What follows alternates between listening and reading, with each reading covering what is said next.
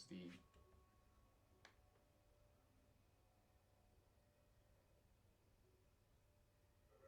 There we go. All right. Hey, everybody. JR here. Welcome back to part 5 of the Life is Strange Partners in Crime in Time comic series for this. So hopefully you guys have been enjoying the comic run so far. Um, so we will be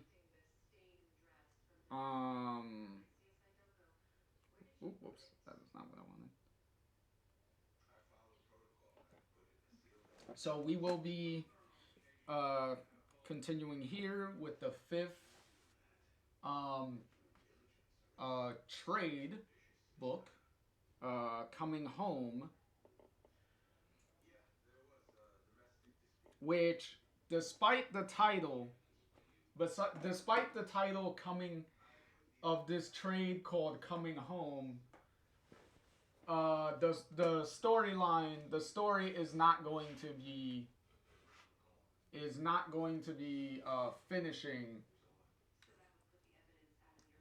finishing in this book. We still got one more book after this before this storyline reaches its very emotional um epic conclusion to this story. So we still got a ways to go. So in our last episode, in the last stream, Tristan, who was able to be who was able to get himself to to Max's original timeline and meet up with and somehow was able to appear in front of original Chloe. So now he's palling around with original Chloe right now. And tell OG Chloe the everything that has happened in the other in the second and third books so far by that point. And they have also figured out by the end of the last book, they figured out what Max's plan potentially is, which is that she's also on the road with the high seas and everything, trying to be in the same exact spots and locations as the OG Chloe is, in an effort to try to pick a very opportune moment to be able to potentially go for Max to go back to the original timeline. So Tristan and OG Chloe have kind of figured that out. So now everybody across both timelines are getting on the same page, even though they have no idea if what they're doing is really going to work, and no way to communicate to the other side to even try to make the plan more coordinated, to actually have a coordinated plan to begin with. But and we concluded the last book with with somehow Tristan during an accident with the high seas, where during a storm, a branch, a big tree branch, falls and hits the high seas van and causes the van to crash and stuff.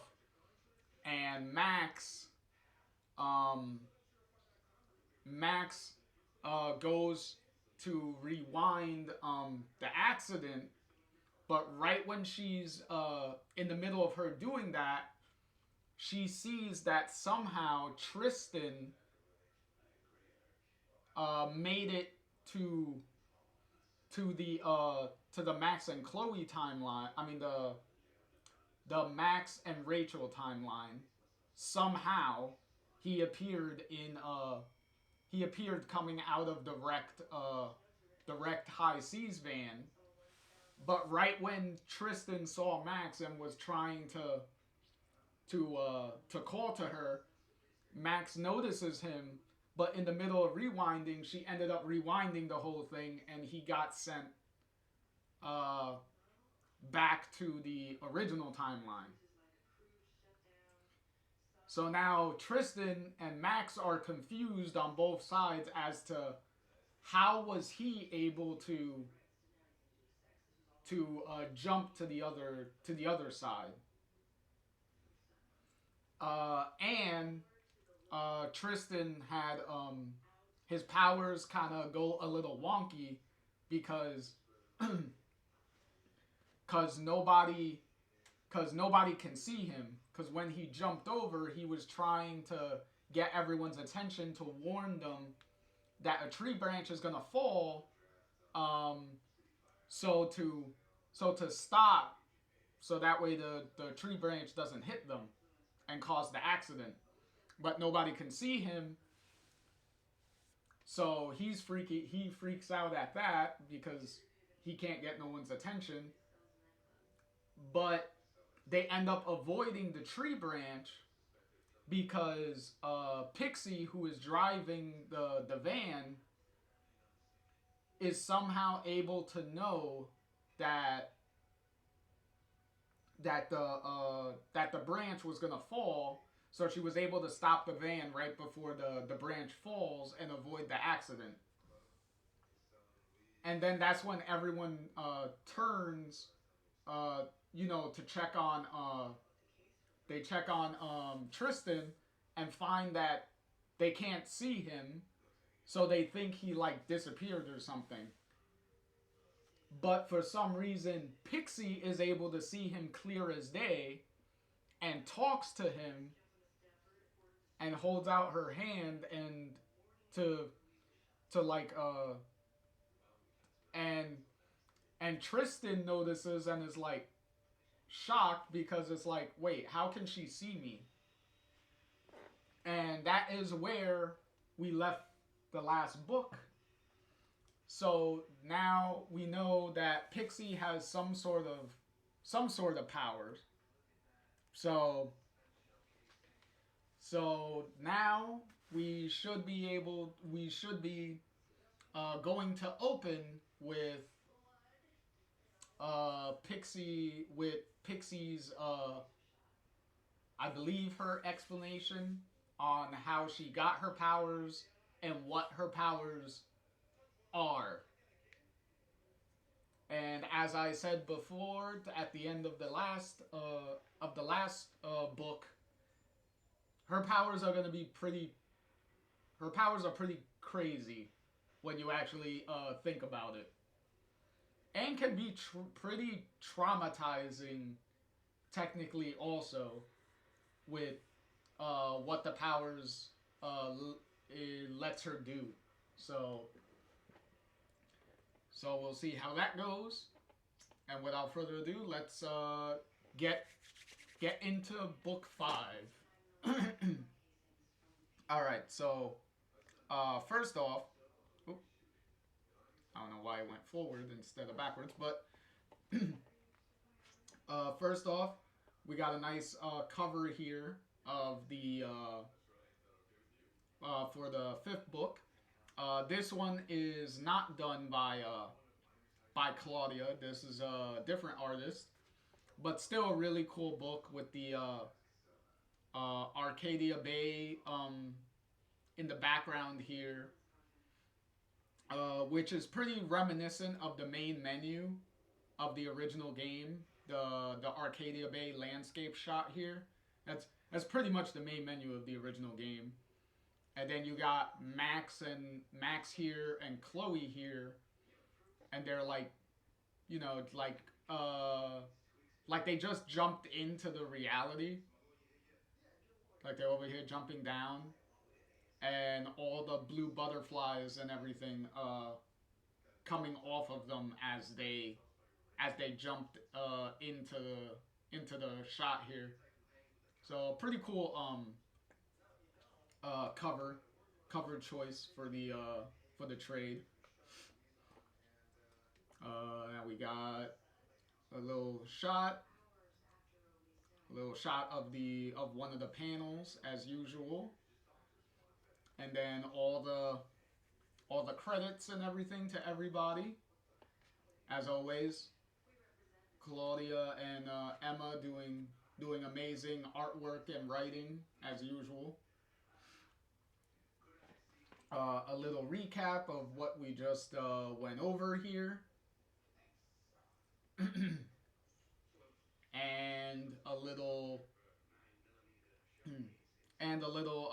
refresher here on all the characters that are between both universes here, with all the High C members and acting characters on the bottom here being the same in both timelines, and then the differences, the single different characters being in the other timeline, between Tristan in one, Max in one, Rachel in one, and Victoria now in one. So interesting stuff going on here. And here's chapter 1, and here's the shot of that they used for the cover of the trade. And here's the if you could read the artist on the bottom there. What was it? Kumi. I think that's Kumi or Ikumi Nakamura, who did this cover here. So really good art from them. Okay, and here's a different variant cover of this chapter, and this one is done by Claudia here. So yet again, I really like the trinity of Rachel, Max, and Chloe here. And then, but you have this, you have your front shot of Max here, your side profile of Rachel here, and then you have BTS Chloe with her back to you, where you can't see her face, but in the reflection of the little pool here, you see OG, a front view of OG Chloe in the reflection beneath Max here. So that's pretty really good shot, especially with inside this like cave environment that everyone's in. So that's pretty cool. This is actually an environment that they're actually going to be in at a point in the comic book. So this environment isn't just for the sake of making the cover look cool. Like, it's actually something that's used within the story itself. Alright, so we're opening with, like I said, with Pixie's backstory here of her powers and stuff. So, Pixie says here, "When I was a child, I crossed the road, barely. The angry whoosh of a car, a honk, my mother's shout. I think that was my first grasp of mortality. A big moment for a 10-year-old. But in that moment, I also knew instantaneously that somewhere I hadn't been so lucky. I could feel the shock, the coldness of the road beneath me.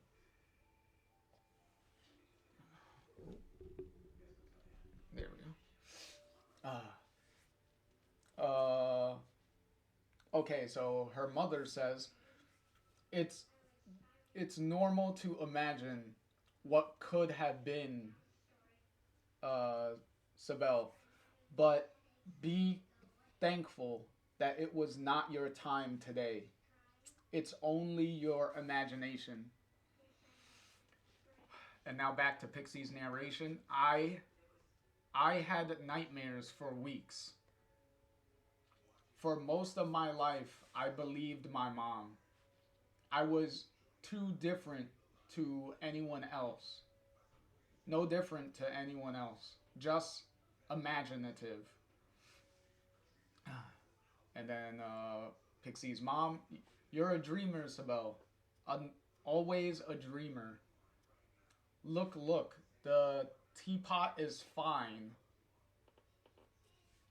And then you can clearly see Pixie is seeing uh, an instance of Pixie dropping the teapot she's holding and it breaking. So see what's going on there. And I'm assuming this is supposed to be Pixie's dad at the table there. And her narration continues. I could conjure up alternate possibilities so vividly that I could feel a physical reaction to them. I could visit them in dreams, but I assumed so could everyone else. I don't know what makes you assume that that is that is uh, something everybody else can do, because I don't think we could see alternate I don't think we could see alternate views on different possibilities that could happen. I don't know about you. I don't know if any of you has the power to see different possibilities.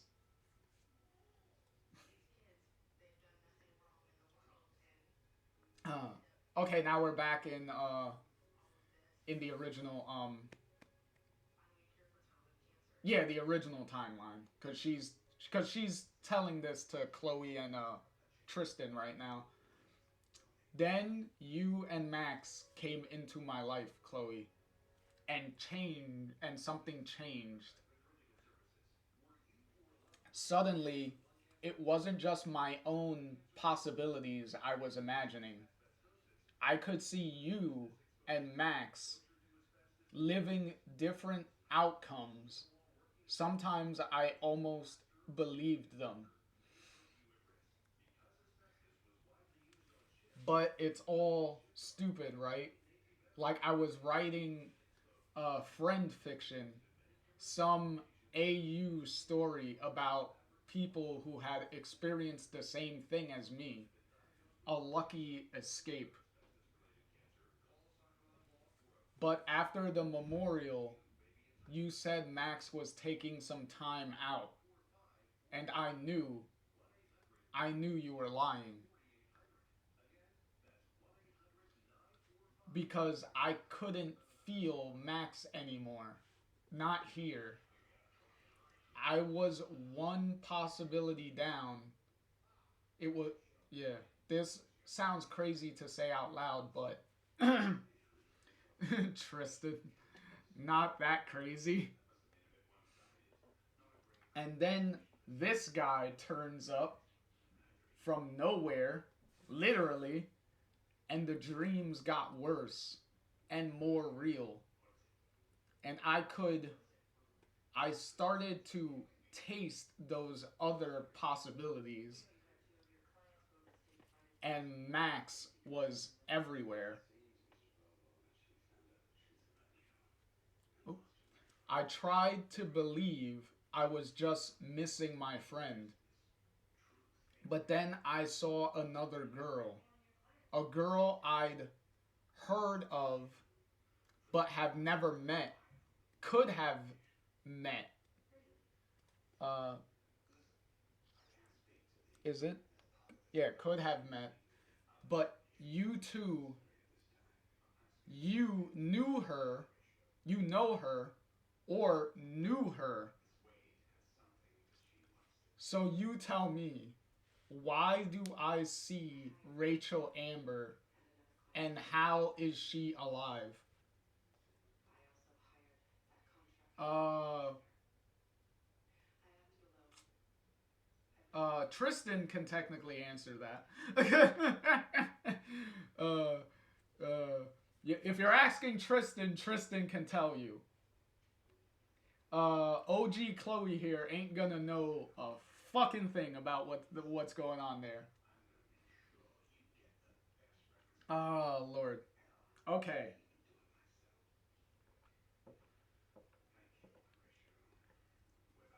Okay. So to recap, well, not to recap, but to solidify,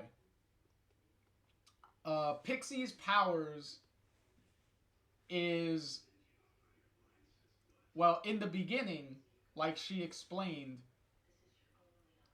she can see into the vast into pretty much like the vast multiverse of timelines and see different possibilities and outcomes from different universes, as far as herself.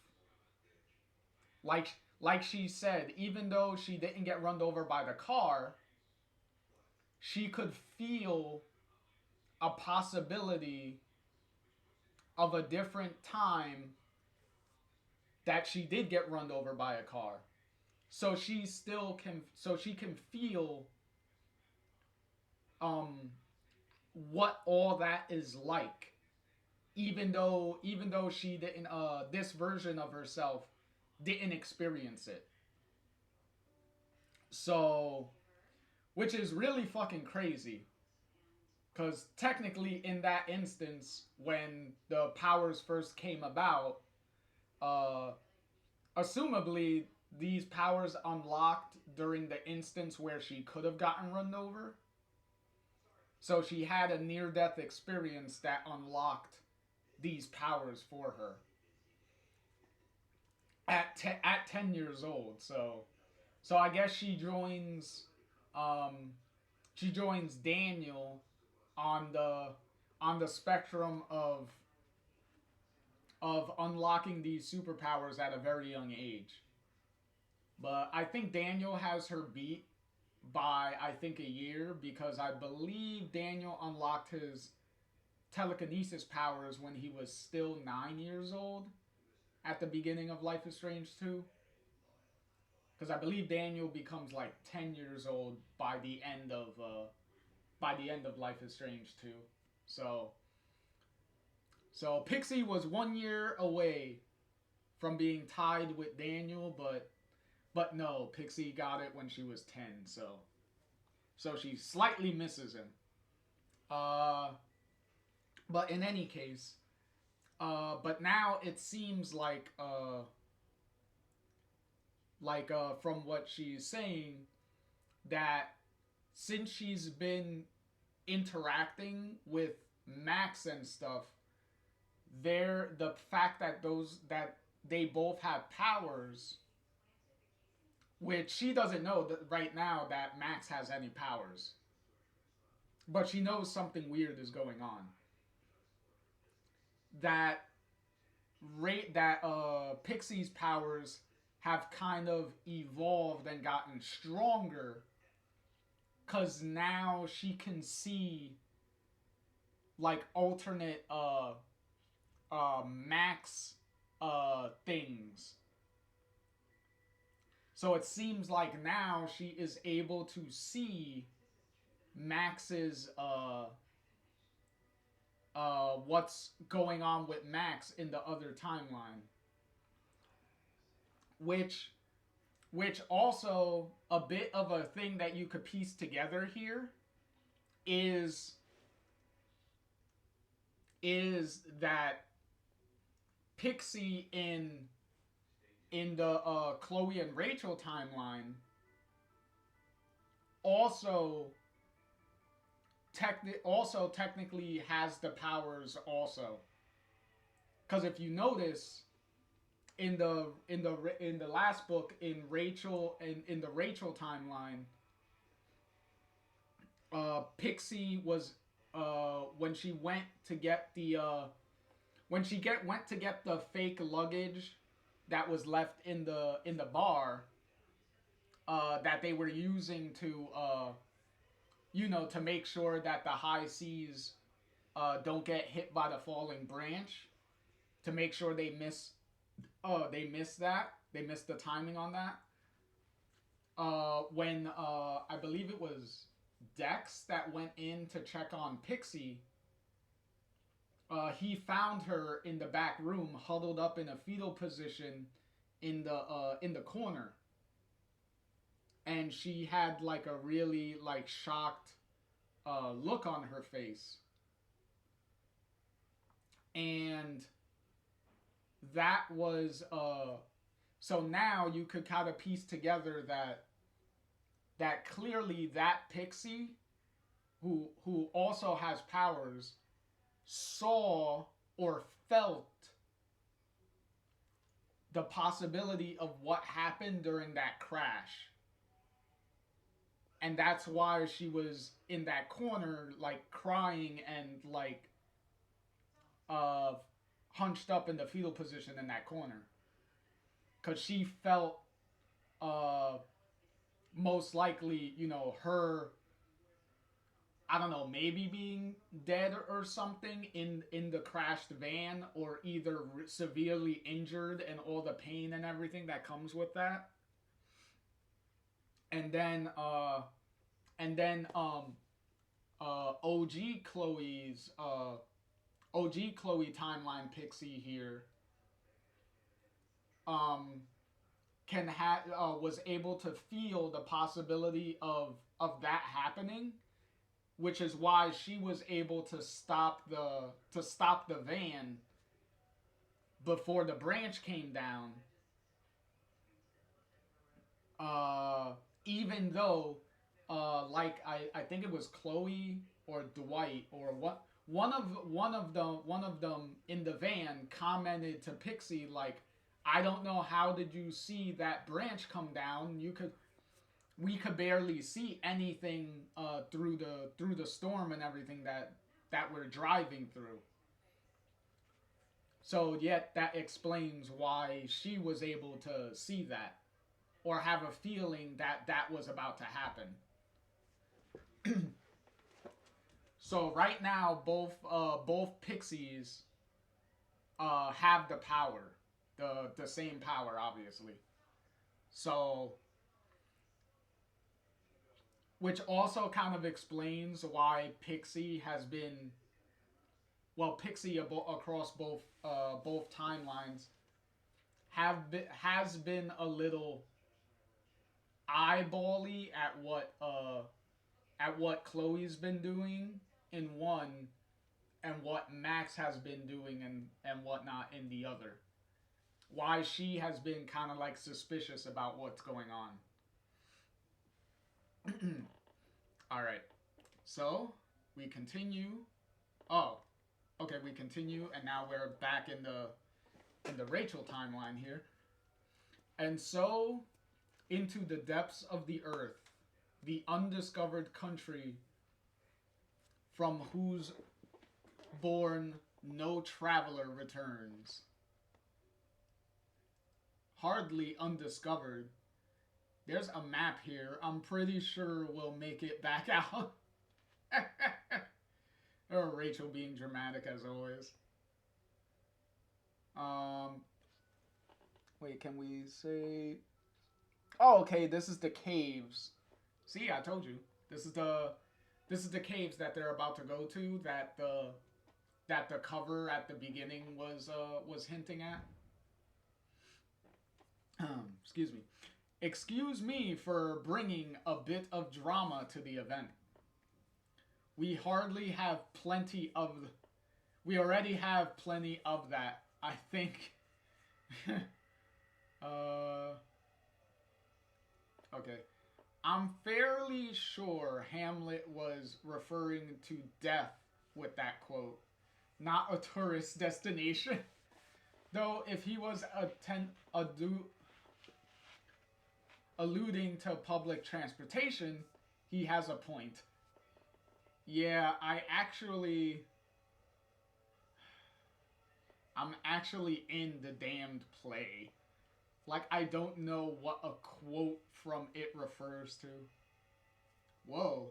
Hit a nerve? Sorry, I don't want to wish this trip away, but I also can't wait for the play to just start. I guess it doesn't feel real right now, you know? Real is a construct. And then Chloe just giving Rachel a little peck on the cheek there to try to, not make her so angry here. Right, Max? You'd know, I mean, Max? Oops, somebody's distracted. Oh, what? Sorry. I was just, this place. Some of the lakes down there, they sort of what? They sort of look like the portals I saw in the transect. Or maybe they're just part of an amazing natural wonder, because it's not all about me. I know that.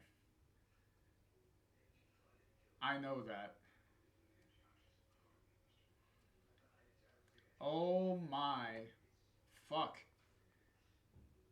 This place is amazing. Awesome.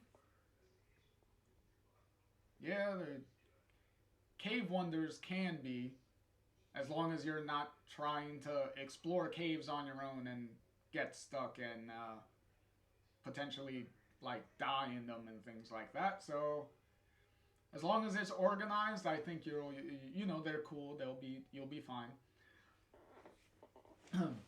Did you know there's a literal bat cave down here? It's called the Bat Cave. We can't stop here. This is Bat Country. Did Batman say that? No. And points for the road trip. Appropriate quote, Max.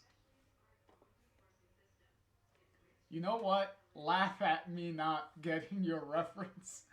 I think I'd take that over the weird sniping between you two. Oh, look at it. Look at Rachel being like, you two are clearly having issues. You need to figure that shit out. The scale is, it's like a reminder of how tiny and unimportant we really are. Speak for yourself. I think it's a reminder that for all the vastness and age of the universe, we got to be here. We get this moment, this place. That makes us pretty fucking important. It makes us lucky, not important. There are other... sorry, Max. You're right. I should consider the feelings of every other possible realities before I speak. Oh boy. And then you see Rachel in the background. She's clearly getting really pissed and heated over this. Oh, see, there you go. Enough. Oh my god. I thought you guys talked this out back in El Paso. Max, I know you're feeling guilty about Tristan, about a billion things, but please try to hold off on the killjoy. And Chloe, I love you, but you're being a fucking child since the non-accident. You guys are best friends. Soon you may be saying goodbye forever. We have hours down here, so work this out. Ooh. Look at Mama Rachel bringing the hammer down. Bringing the hammer down on him and being like, bruh, figure this shit out. Oh, look at that. Big points for Rachel there.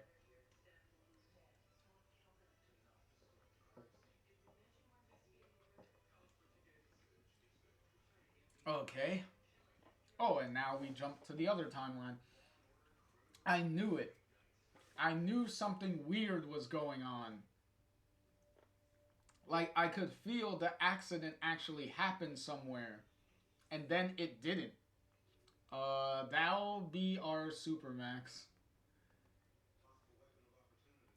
She must have just rewound it. Saved the versions of us that she's with. Just like you saved us. Yes, so she didn't mean to send me back. She was rewinding the accident that I had just jumped into. Damn my shitty timing. And then I got stuck between. I guess that's what I do when I disengage. But normally I'm in control. I could still see you.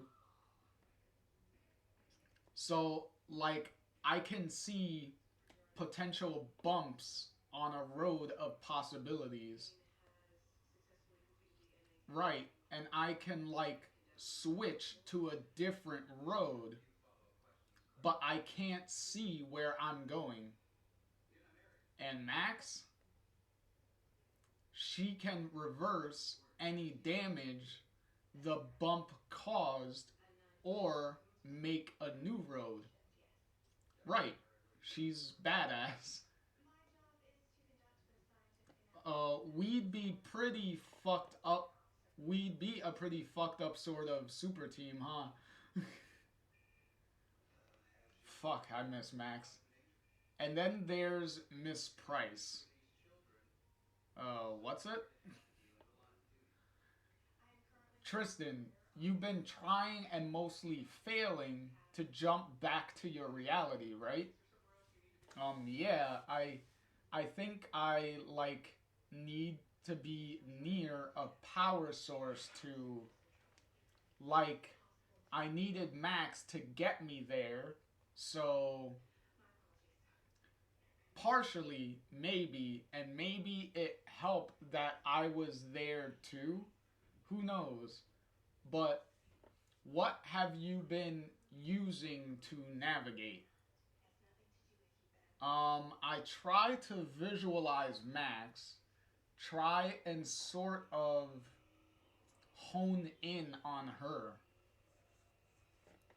But you jumped here. Max wasn't here.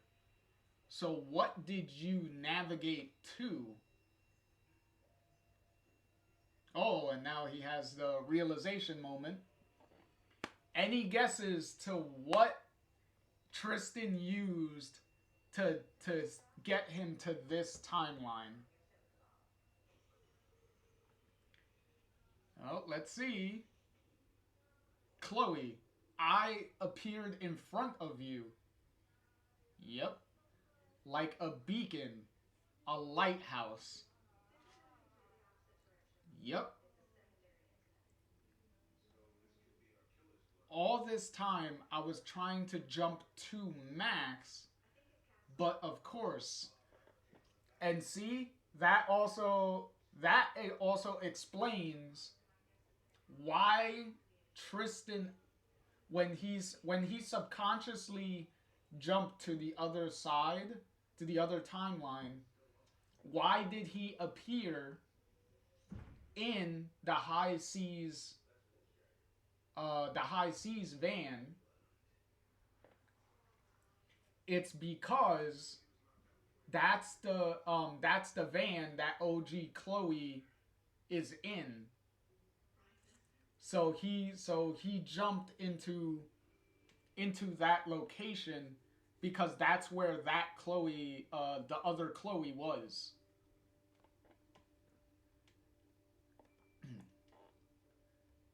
All right. Here we go. Oop. And then she's clutching the watch, which is the same watch, the same pair of watches that Max and Chloe had at the beginning of the story when they were of the beginning of the first book, when they were figuring out like the flickers and how the flickers were working at that time, and they looked at the watches to figure out that that time wasn't being reversed or anything, because both watches were still showing the exact same time. So it's nice that they're still kind of looking to their watches as a as like a what would you call it, a like a marker or something. Okay. Fine, I'm fucking incredible, but does all this mean we have more of a chance to get Max home now? I don't think she's meant to jump like she did. Not without, I don't know. Hmm. Oh, what was that? They were here. You were here, but an argument? Okay, that's enough weirdness for now. I gotta fucking move. Trees cleared. We can move. Whew. Thank goodness. Oh. And then Pixie grabbing Tristan for a minute. I'm not used to anything but trying to ignore this. So actually leaning into it is intense. But I know where they'll be tomorrow. So, you're sure you don't want me to come with you? Thanks, but no. Someone I have to meet while I'm here. Oh, so they're dropping dropping wounded Lawrence here. Um, Back with the rest of the theater group. The Austin gig will be amazing, and you have a cast waiting for you. Maybe I'll see you in Louisiana. I hope so. Yeah, me too. This guy's a way better roadie than you, anyways. uh, Fucking Dwight over here with the fucking snappy comebacks here. I do like how they gave Tristan a high seas sweater though. That's kind of cool. They give him like a little high seas sweater.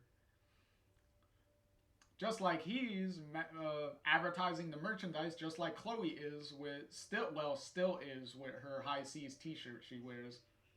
So that's cool. If this works, tell her, tell her. I know.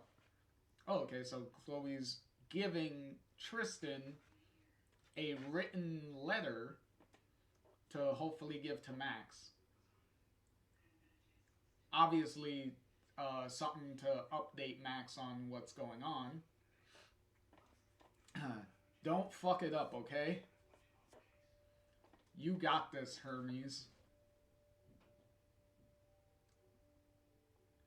Wow, this is a real example of the size difference of how tall everyone is. Like Chloe is still pretty tall, cause she's taller than Tristan is here, and it also goes to show how ridiculously short Pixie is. Because Pixie is pretty much like only up to Chloe's armpit here. Oh, wow.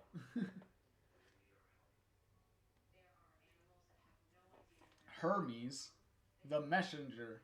Like I'm sort of sort of oracle, and you're Hermes.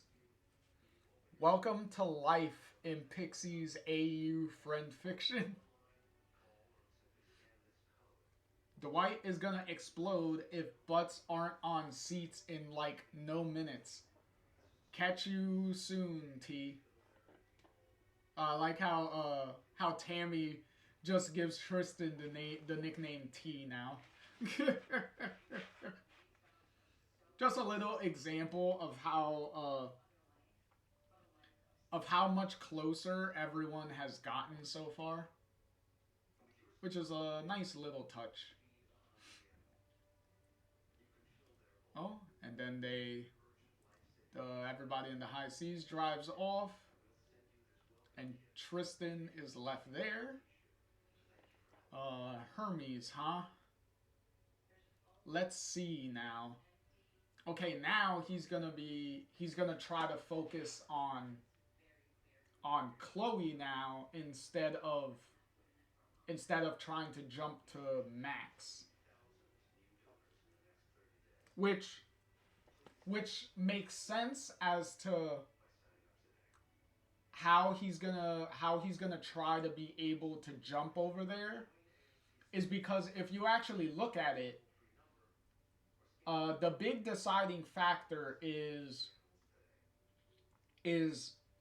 something that's really important to Max, but is something that is in both timelines. And obviously the most important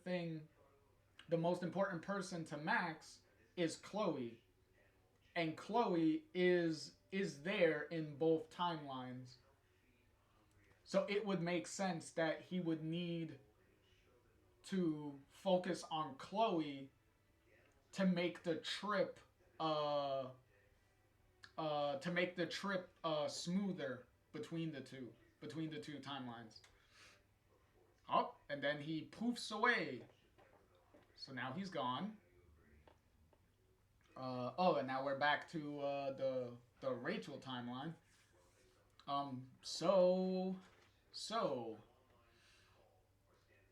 I'm sorry I'm being at the same time.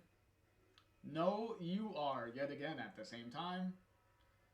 And that's a nice little way of breaking the tension there. Laugh a little bit. Rachel's right.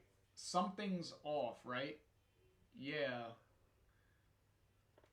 I know my apology didn't make up for what it must have felt like for you to know I'd rewound moments that were yours. You were trying to help people. I made you feel like a shit for it.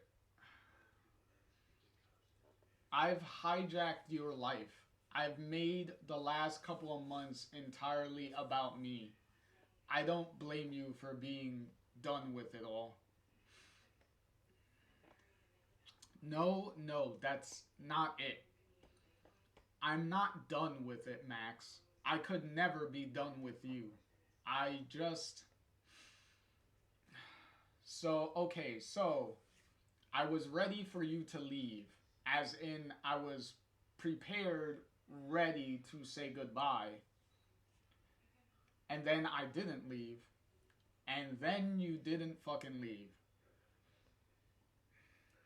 But you still wanted to. You still want. You still have to. And I get that. While this trip is amazing, that thought is always there. Like I'm second best to myself. How fucked is that?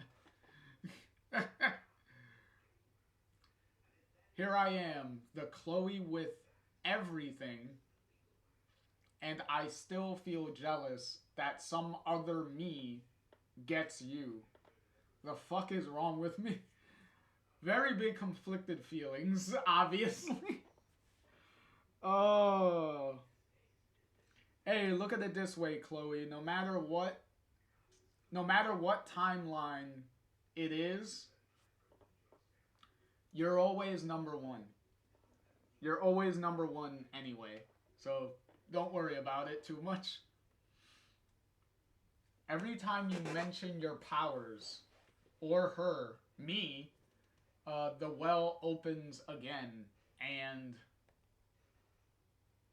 aw, a little hug for comfort.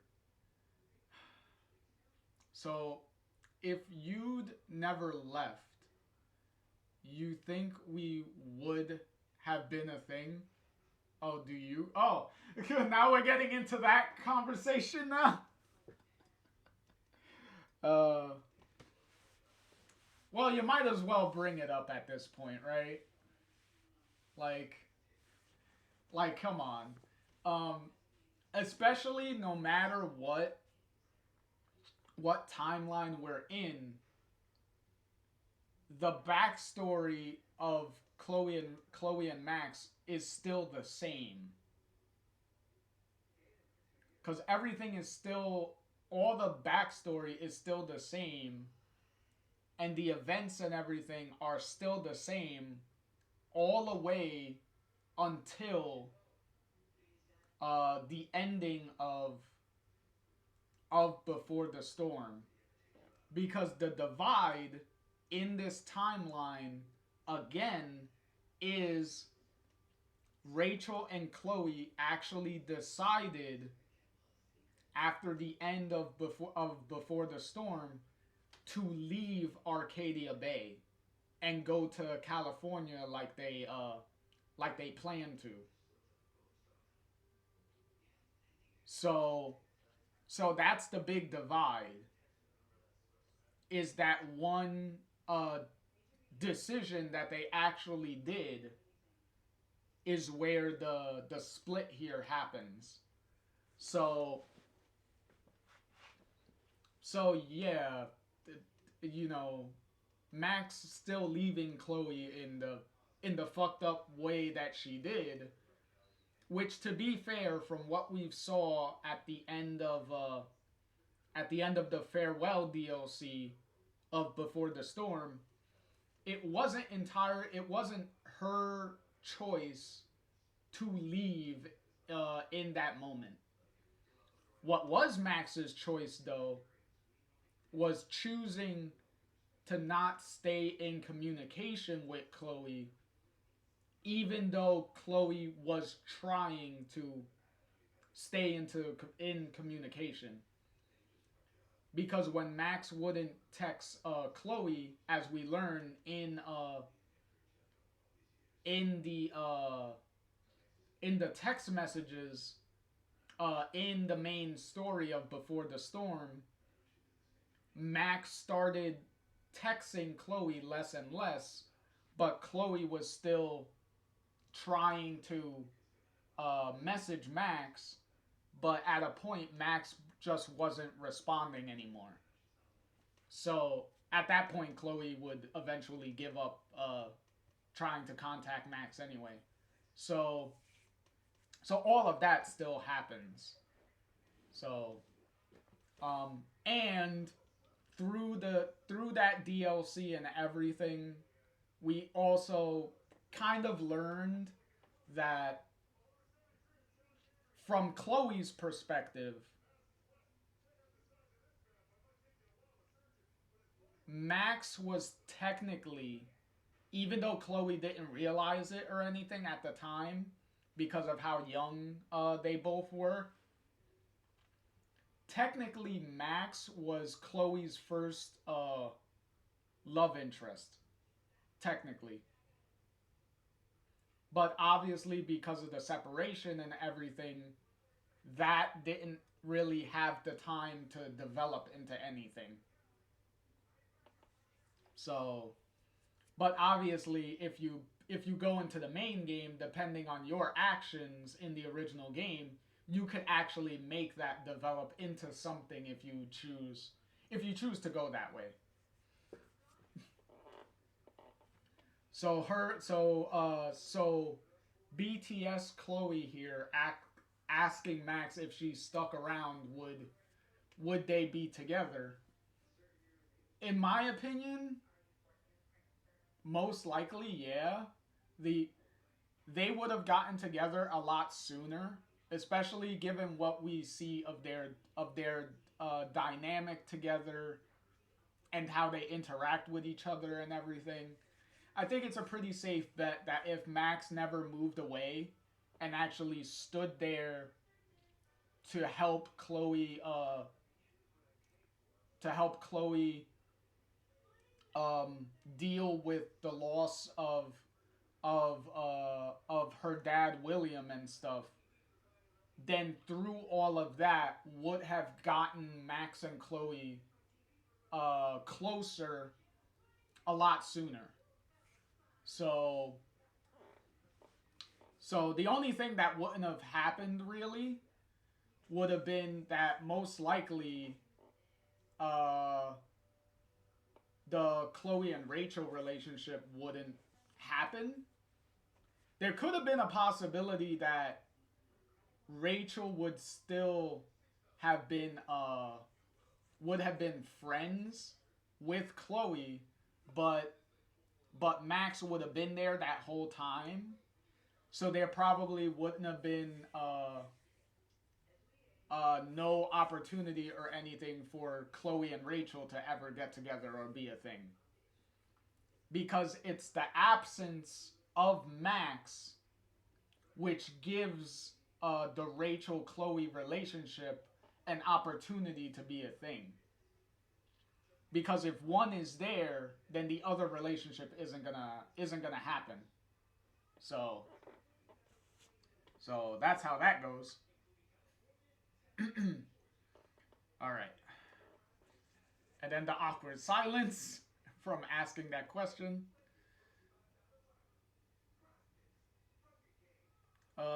No, I don't think so. Thank God, neither do I. Yeah, sure. Sure you do. It's hard to explain, but my Chloe, she's not you. Not really. What we went through changed us, bonded us in a different way.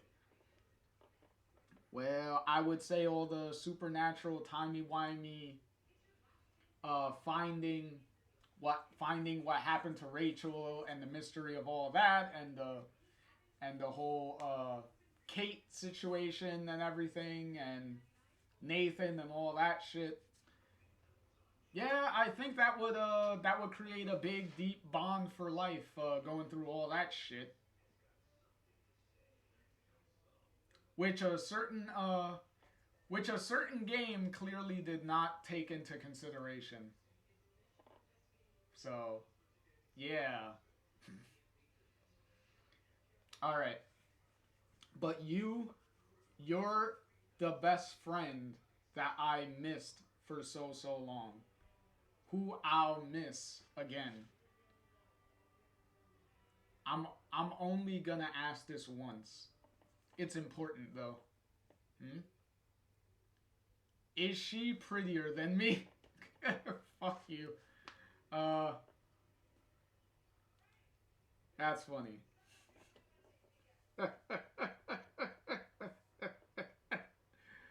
uh, hey, you both pretty much look the same, so all right.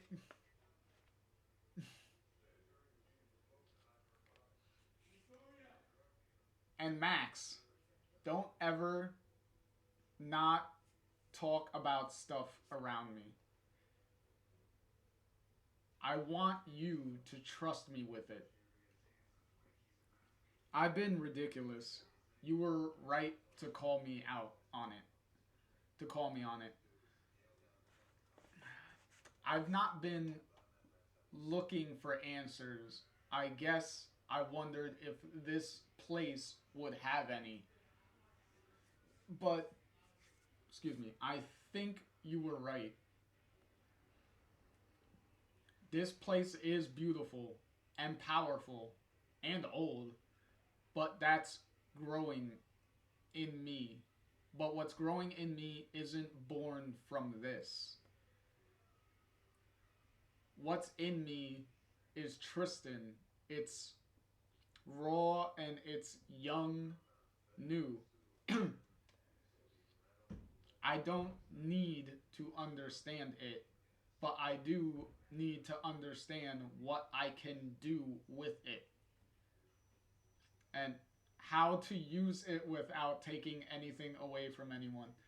Okay, sorry, I was a little distracted by Tristan just poofing in, onto sitting in the floor between the two of them there. Fuck.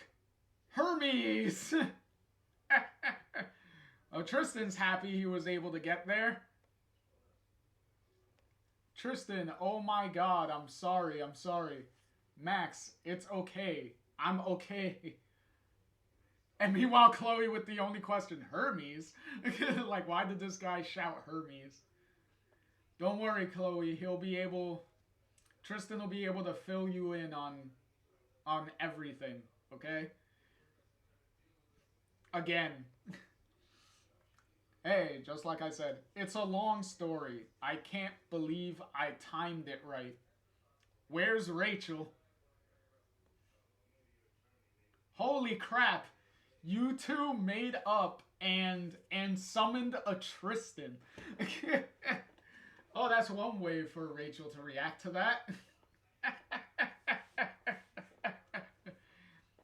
See, all you needed was the candles and the picnic blanket like you had at the beach last time, and then you would have been summoning a Tristan just like that. Yeah.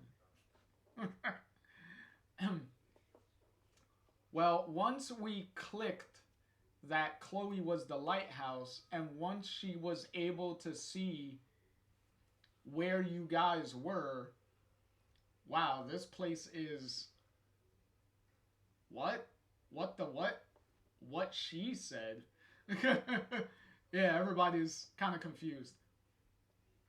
Oh man, I have so much to tell you. Yes, you certainly do have a lot to tell all three of them. Is there a place to get coffee down here? Amazingly, yes. I take it Rachel, when she stepped away, she probably went to the whatever coffee spot is inside the cave here. I feel like coffee tastes a bit different here. It doesn't. Okay, meanwhile, we're in the other time. We sound check in an hour. Where are my band? They're not my band. You're not my band. Yo. Victoria said they'll meet us at the gig. Yep. Already got drink orders from Zach. back in the Hamlet bus tonight. Yes, hustle, people. For he's so cute when he's mad. poor, poor YB Dwight. Woodley Drake. Funny. Morn Hermes has landed. He made it, Chloe. Yeah, technically Pixie is going to be the only one that's going to be able to tell what's happening between the two at any between the two timelines at any given moment. So at least she can update Chloe. Well, update Chloe on everything that's going on the other side. I loved your ghost. I never stopped. I'm still waiting. Your Chloe. Mine. My Chloe. Well, that's the letter that that OG Chloe was making when at the time that Tristan poofed in. So at least OG Chloe was able to give Max the letter. It's all real, Max. And you figured out each other's plans from different realities. Yeah, that's how connected. Yeah, see, I mean that's connection. I knew it. At least I think I hoped. I thought I knew. Thank you, Tristan, for bringing me this hope, this proof. Especially after I sent you there alone. BTW, Max. She said I should slap you if you try to blame yourself again. Mercy, mercy. Yeah. Yeah, that would be a Chloe thing to say. Cause Chloe always gets really pissed off when Max does the whole self-blaming, self-hatred type of thing. So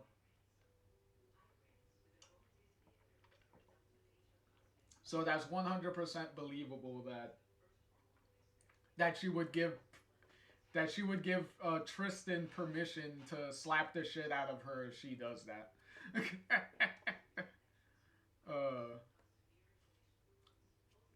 Alas, poor Yorick. I knew him. Hoteratio, a fellow of infinite jest, of most excellent fancy. Ahem, I said I knew him, Horatio. Oh, sorry.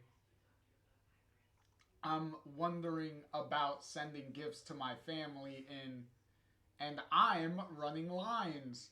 Are you Horatio or not? I play. I'm not in that scene. So, I learn everyone's lines. To be fair, Horatio doesn't say much here. No matter. I mean, this is your first gig. It's not exactly my first. You're hardly going to take it as seriously as me. Zach, with his stuck-up attitude over here. Actually, I did a few plays in Portland, even a TV show. You couldn't understand the burden of playing the Dane. And clearly, Zach is not listening to anything Lawrence is telling him. That's how full of himself he is. This one for my sister, maybe. And meanwhile, Lawrence just gets back to gift shopping. It must be nice to be able to turn it off, but I Hey, Hamlet, you'd better be buying poor Yorick there. uh, Zach? I mean, Hamlet. Are you with me or not, Lawrence? He literally just, like, Looney Tuned himself right out the door, leaving behind the getup he was wearing and the skull. Fucking crazy. Aw, but I wanted to buy some things. Hey, Zach, wait for me. I'm. Hey. Pedestrian speed limits save lives, man. Oh, I'm so sorry. Oh, look, it's Tammy. It's Tammy and Dwight. Oh, and Dex. Oh, there's Dex. Dex is right there. So he literally ran into the high seas. That was a stranger in a hurry. Maybe this shop is really scary. You got Dex trying to make jokes here. I can't believe we get to play in New Orleans in the lead up to freaking Halloween. Living the dream, Midas. Oh, mateys. Living the dream, mateys. Hey, was Pixie meeting us here? Said she'd see us at soundcheck. She's meeting the Santa Monica trio for coffee. For a coffee. That's so great we're all here at the same time. Sure is. That's 3 tickets. And you say I'm too business. Saying how many tickets they need to comp now. That's funny. I hope Pix is okay.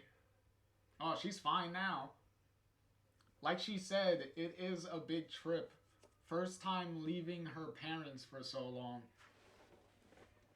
I like how Pixie's already coming up with cover stories, so that way she can help out Chloe and Max across both timelines now. It's all pretty overwhelming. You know, if something more serious was going on, she'd tell us. Maybe. You're right, we're a crew.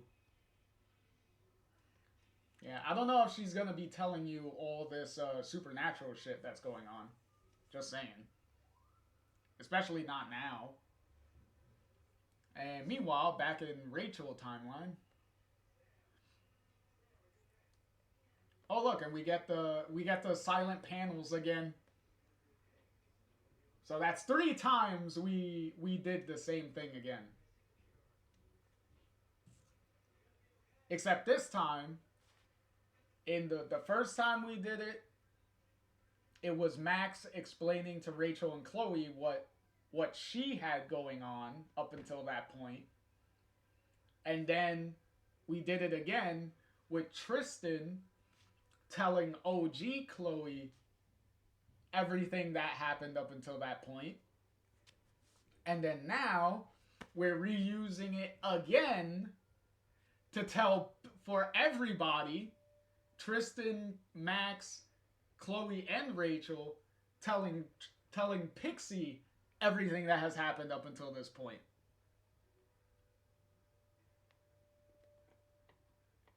Oh, and they're still explaining.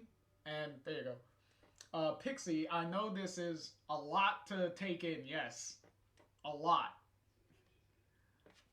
This is amazing. Well, she seems to be taking it very well. Thank you. One less problem to worry about. A lot to, are you okay? I mean, it's a lot, yes, but I mean, my whole life I suspected I was different, but I was scared of it. How it could affect things if I admitted it. Um, huh. On that, at least you are not alone. Yeah, everyone has experienced that at some point, especially anyone that has the powers. So yeah, that's not entirely unwarranted. Uh, okay, I guess not. I'm gonna need some time to process this, reassess everything. Of course, Pixie, I know you don't even really know us in this string, but we were close there, right? Most of us. Uh, oh boy, are we? Let's not get Rachel back into existential crisis depression mode again, please. Um, so what does all this really mean? It means we may need your help. Tristan? Right. So this napkin is the road.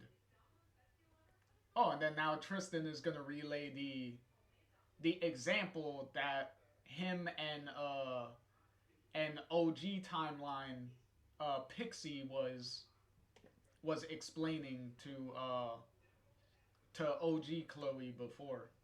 So as alas poor Yorick, I knew him Horatio, a fellow infinite jest of most excellent fancy. Again, oh look, now it's broken leg Lawrence. Um, I said I knew him Horatio. Zach, we're not in rehearsal now, and I'm not even in that scene. Hey, listen to me when I monologue at you. Jesus, Zach. This cast does not exist to serve you, your majesty. Are you guys sensing the big giant dump of irony in Victoria being the one to say that? Ooh. Talk about how much character development we've been going through here. But my loyal Ophelia is by my side. Yeah, we'll see. Hmm. Because also uh, keep in mind, um, in the original timeline, Victoria is in a relationship with Zach here. So the irony that she would be in a relation that she would end up being in a relationship with somebody that is having a similar attitude to how her herself Victoria was in the original game is kind of ironic in many ways. Well, we'll see how this relationship goes as this goes on. Also, oh hey, you guys are here. Lawrence, how was your drive, man? How's the leg? Here, let me. Thank you. Where were you headed? Oh, to the hotel. But weren't you going to shop? Like, we're gonna let you hobble home alone. We'll come back later. Oh, look at how nice all Tammy, Dex, and Dwight are with poor old Lawrence here. Um, and meanwhile, Victoria and Zach are still talking right now in the background there, and then they take him home. Oh, is Tristan with you? Nah, he'll catch up with us, catch us up. Hey, I mean that's cool. Coming, Chloe. I'll meet you in a bit. And I'm saying a little respect wouldn't hurt. Fuck V, did you steal that high horse from Tombstone? Oh boy. Now we got a couple's argument going on over here. Talk about Chloe running, showing up at the like one of the worst moments. Yeah, the elevation gives me a better view of you. And what exactly are you seeing? May I butt in? Blue-haired, I mean, Chloe? Chloe, I don't know why you're here, but perfect timing. Oh, okay, so Victoria just literally just ditches Zach to go with to go and talk with Chloe, because obviously Zach is not here in this scene. Um, so you're in the band. I get it. Saw the posters. Yep. So I guess we're all headed for the same festival. Well, technically she's not. Chloe's not in the band. Uh she works with the band, like designing their logos and merchandise and stuff, I guess. But it's not like she plays an instrument and like goes on stage with them. Including your charming Hamlet. He's a great actor and he has his moments, honest. I'll believe that when I see it. I'm actually glad I got to see you again. Oh, yeah? This tour is a fun escape, but I'm no pro. At some point, I need to go back to real life. Right. So, I kind of took over my parents' gallery after, you know. Oh, oh, yeah. I'm so sorry for your whatever. That's not the point.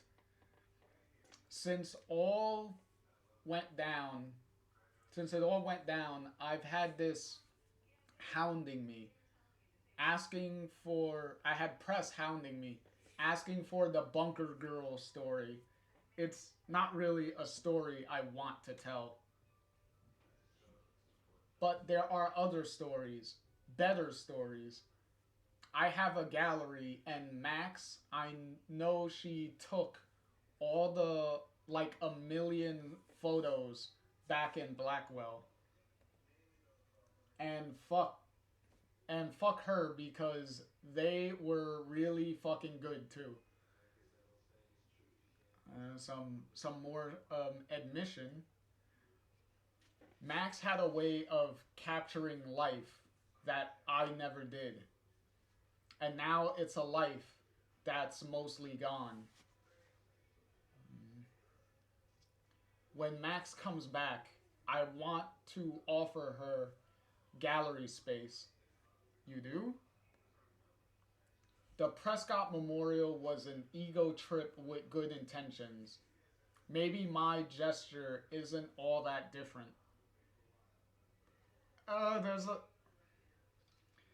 There's a lot more meaning behind what you're offering, Victoria, than what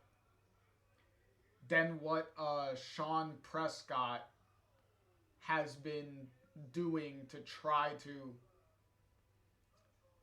to try to cover up in a way the shitty things that Nathan did. Like, Nathan's story in and of itself was a pretty tragic one, with, you know, someone that clearly was dealing with a lot of mental issues, and clearly, you know, from what we saw in Before the Storm, the dad Sean Prescott, just denying that Nathan needs any sort of help, which Nathan clearly needed help. Um,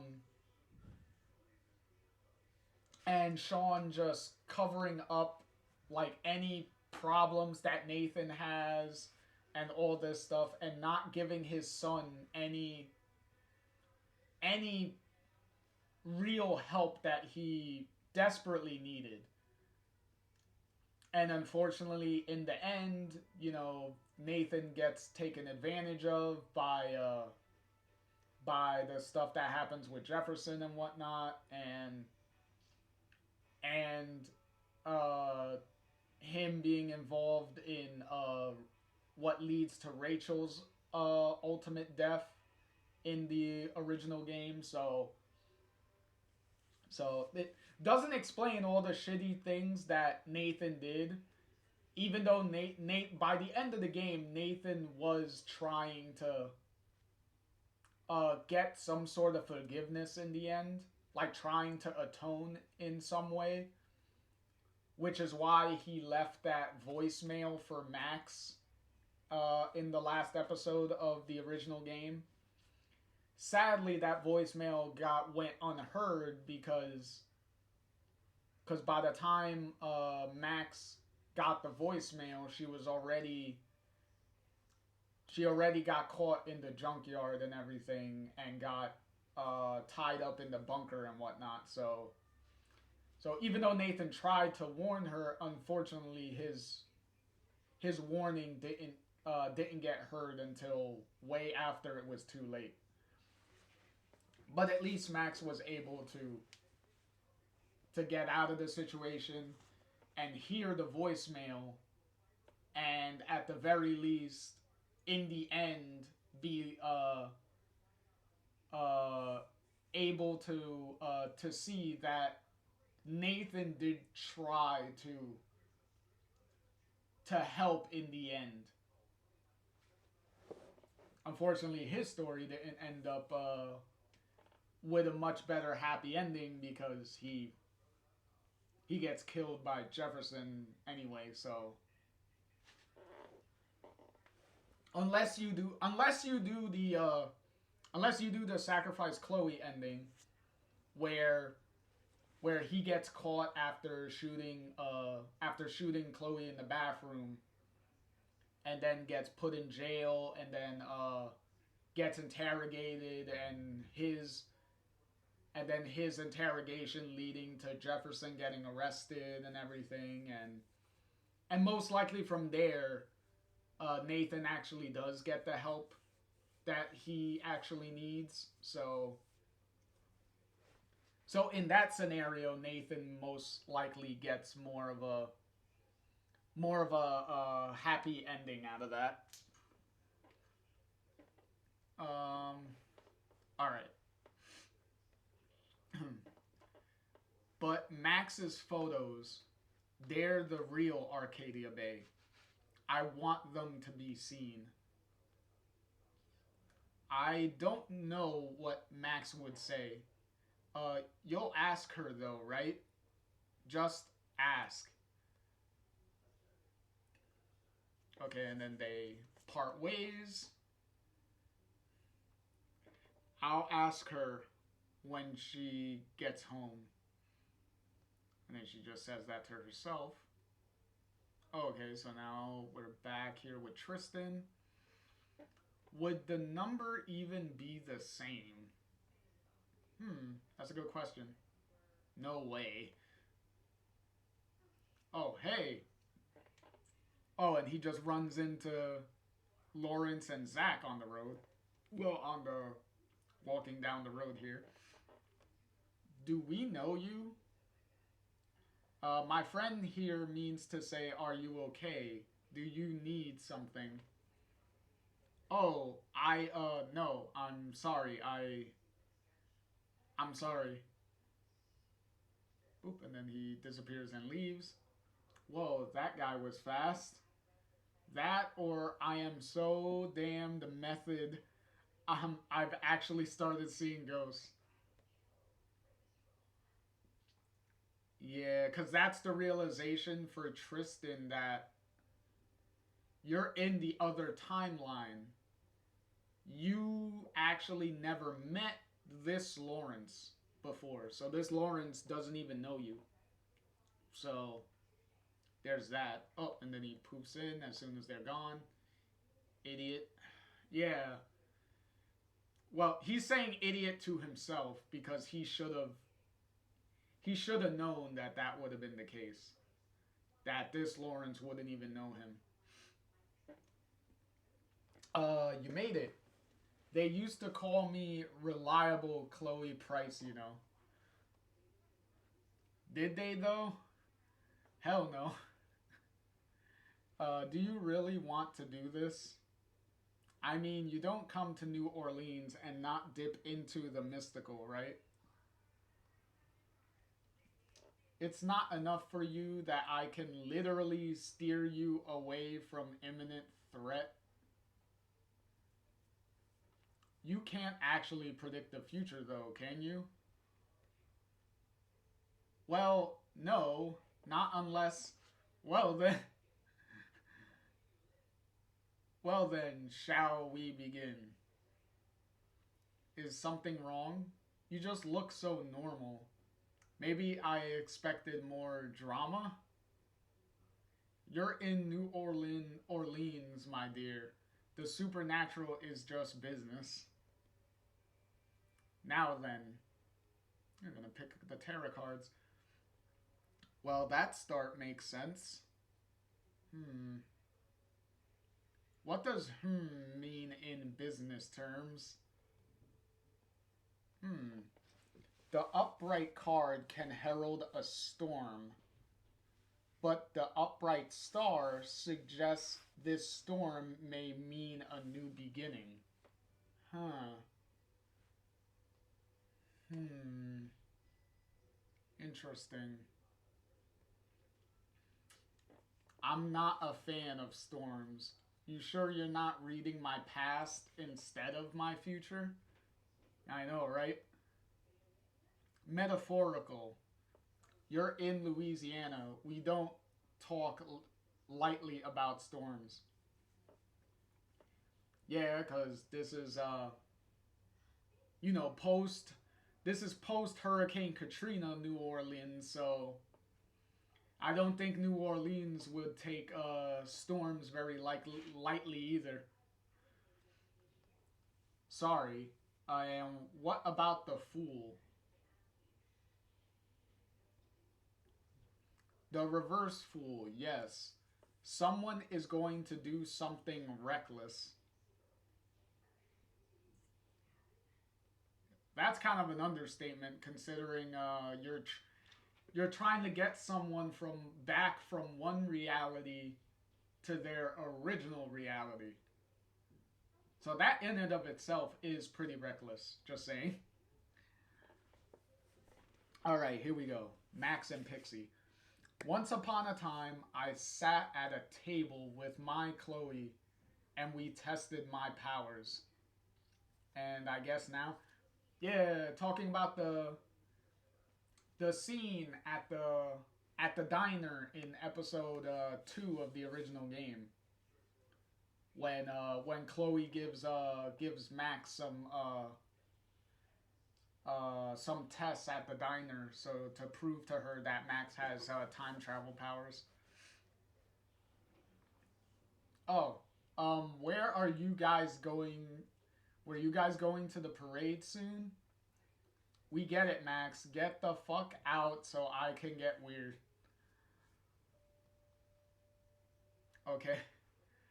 Oh, their uh their New Orleans parade getup is kind of funny. No symbolism at all, considering Rachel over here wearing a tiny little pair of angel wings. I wonder if that's supposed to symbolize her being dead in the other timeline. See? Oh, and she's not wearing the feather earring. She has it on her as a necklace this time again. I mean, you can stay if tempting as the offer to stay in Gladys all night is. We're hitting the carnival streets with the rest of the high seas. Have fun, you crazy kids. Play nice with the fabric of the universe now. Oh boy. I'm sorry, you probably want to be out there too. This is more important right now. I do like how Pixie is, since now she knows that she's not alone with the having supernatural powers thing, that she's very eager to help Max and Tristan in any way she can, because now she feels that she is not alone, that there are other people that have some type of power like she does. So must be a real comforting feeling for her to know that she's not alone.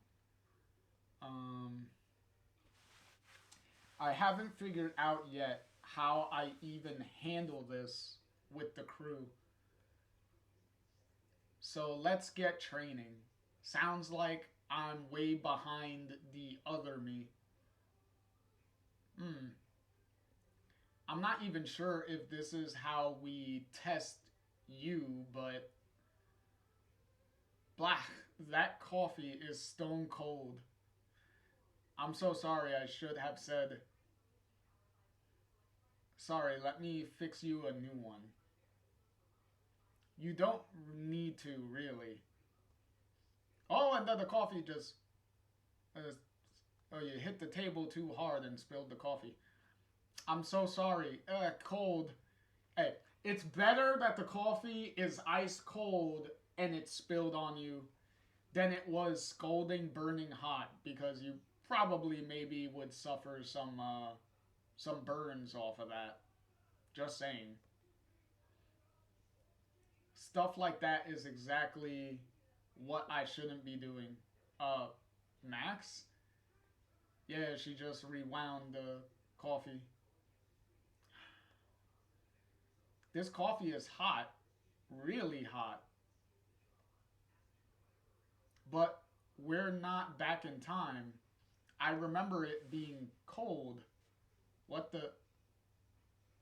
Oh, something has evolved. Something has changed. Because if you notice, between these two panels, Pixie is in the same position here. In the same position. The coffee spilled. And then in the next panel, everyone's in the same position. But the only thing that changed was the coffee cup now is right side up, and the coffee is back in the cup. The coffee didn't spill. And more strangely, the coffee is now back to being fresh and hot, instead of being left there for a while and the coffee being cold.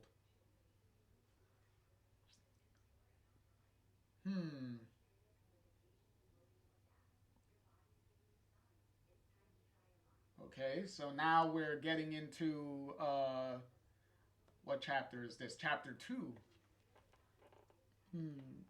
And nice little alternate cover here by ironically, oh no, by Veronica.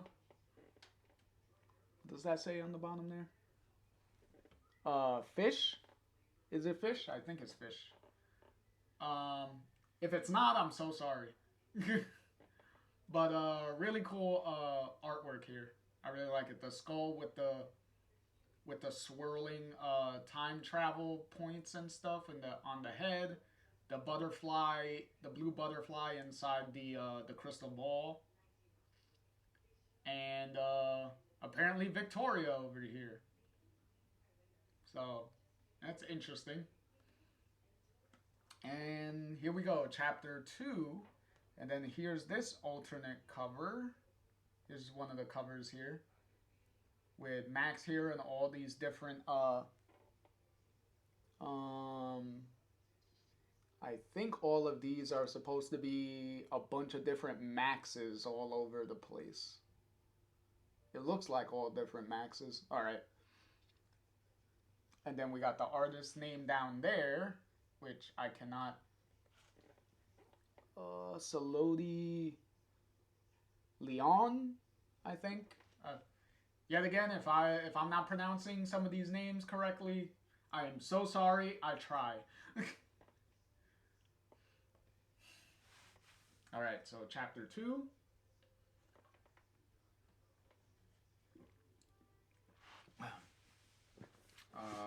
Okay, we got Chloe making a snowball here.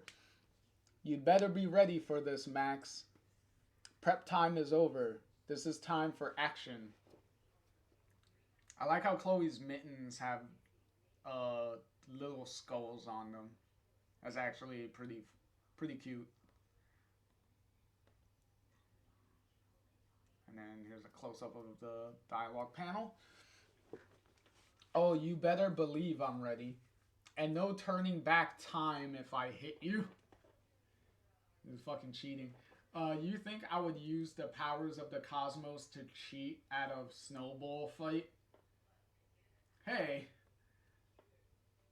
Would you look at that? Turns out I don't even need the powers of the cosmos to cheat at a snowball fight.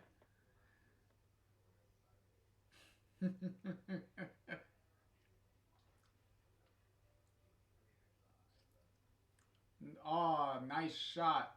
Cold fuck. That's what cheating gets. That's what cheats get. I get a free shot for that.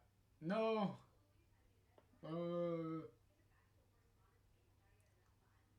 What the? Oh, snowball right to the face. The fuck just happened? I didn't think it would actually hit your face. Sorry, not sorry. I did move time backwards, but only for the snowball. That's Max fucking Caulfield. Your nose is cold. That happens when you take a snowball to the face. Oh, a nice little moment there. Oh, and then a wide shot. Hey, Chloe. Huh? It's the end of October and I'm in Louisiana. Why is it snowing? Now look what you did. When is this going to be real? We're on our way. I'll see you in Florida. But what do we do when we get there? Will I be able to... You got this new thingy whatchamacallit now, right? I'm calling it pocket time, but I don't know what it's even for. And it doesn't need to make sense. It never has. But the pieces are in place and we'll just know. Easy for you to say, you're a dream. You could be in my dream, you know. Well, we'll see who wakes up. I win. Did we fall asleep here? Seems so. And that's a lot of cups of coffee, by the way. Look at all these drinks sleeping here. This could have gone badly. Yeah, if all those drinks got knocked over, yeah. Oh, yeah. There it is. Yep. It did go badly here. Hmm? That one was bad too.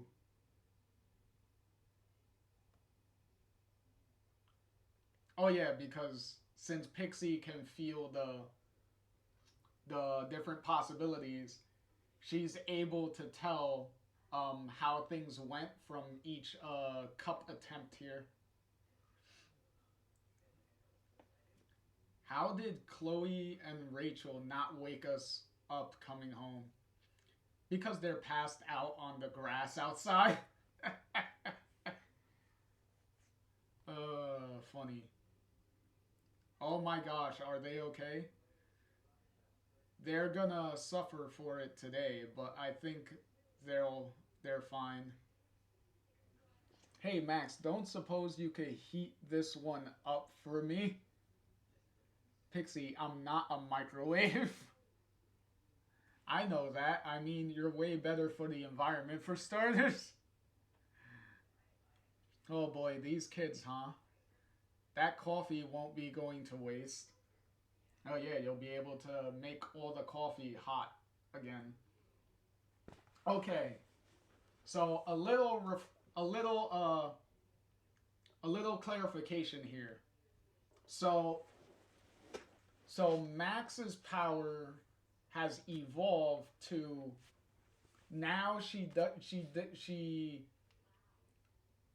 can't just can not only just rewind entire like scenarios and instances.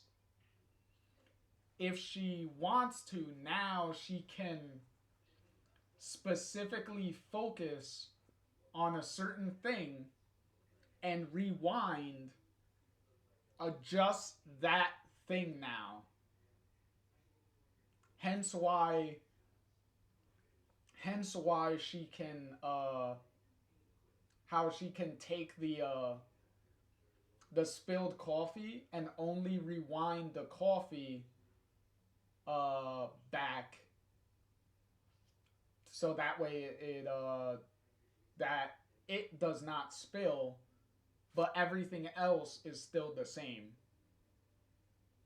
Which is why Pixie and everything, why they were all in the same positions and everything, and the only thing that changed was the coffee. And hence why all the different cups of coffee, because they were running, they Pixie was helping Max practice the new ability, which in Chloe's in Max's snowball dream that she was having with Chloe, she can she will call it, she calls that new ability pocket time, which kind of makes sense because you're only messing with the time of this specific object now. So it's a more concentrated version of her regular time rewinding powers. So that's a pretty cool upgrade, by the way. That's a really cool upgrade of Max's power. Oh, babies. Oh, they're just passed out there. That's funny.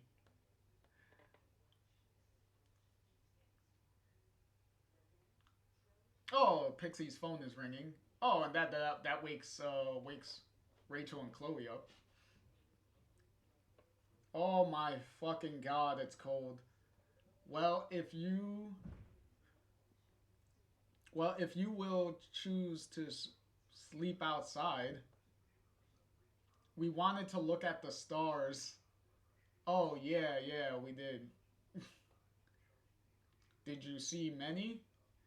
No idea. I fell asleep. That for me? Duty calls. I gotta get to rehearsals. Oh, of course. Cold. All around me is cold. Yeah, the coffee's cold. We should get you guys inside to warm up, huh? And then Max just rewound the coffee to make it hot again. Am I still asleep or did this coffee just magically get hot?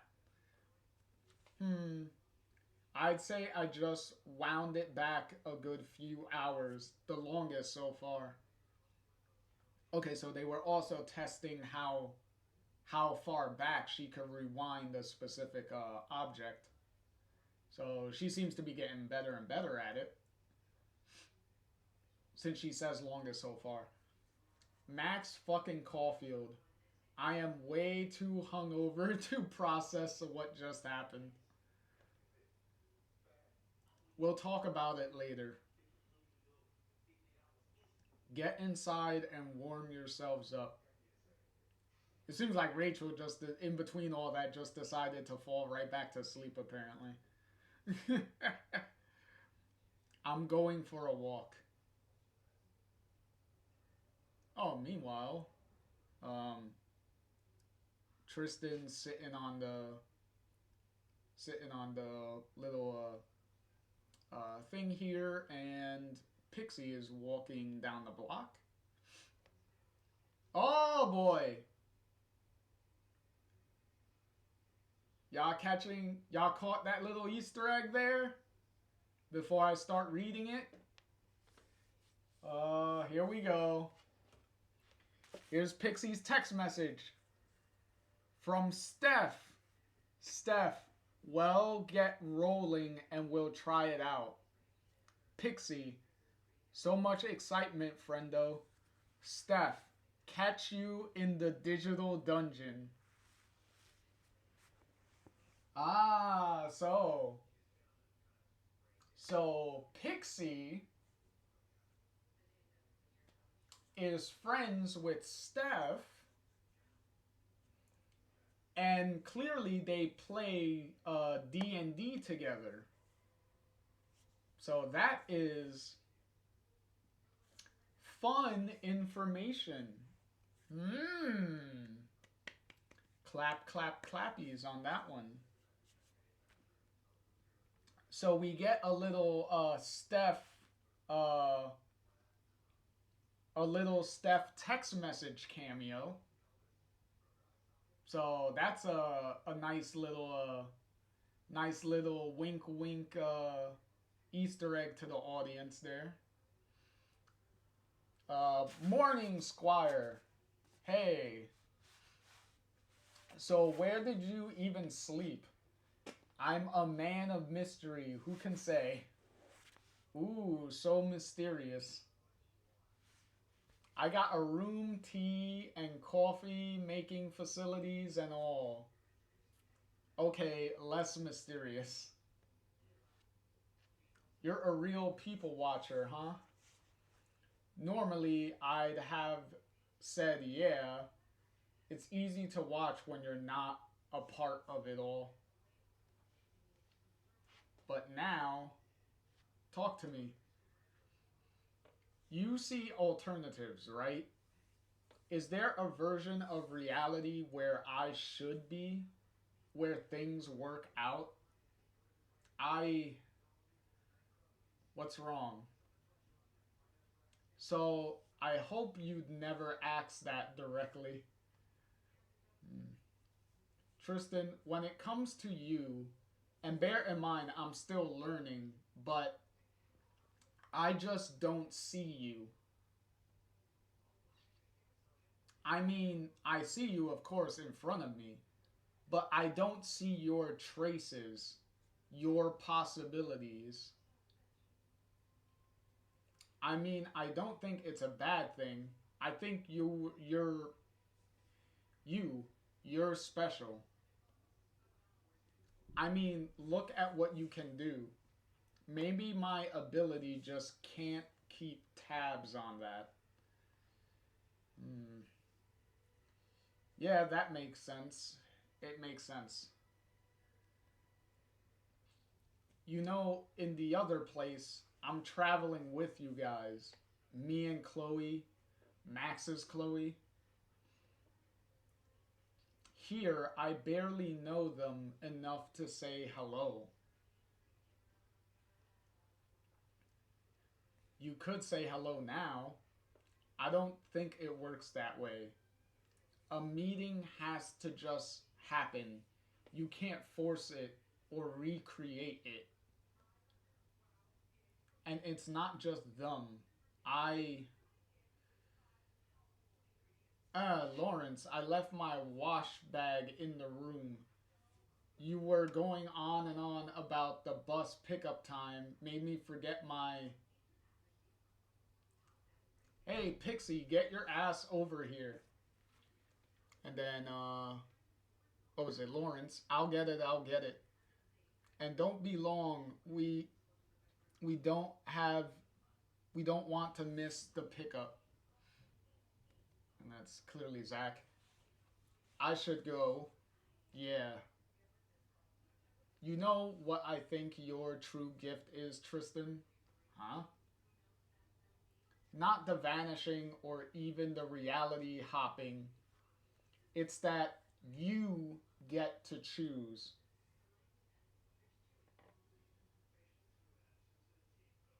Yeah, because technically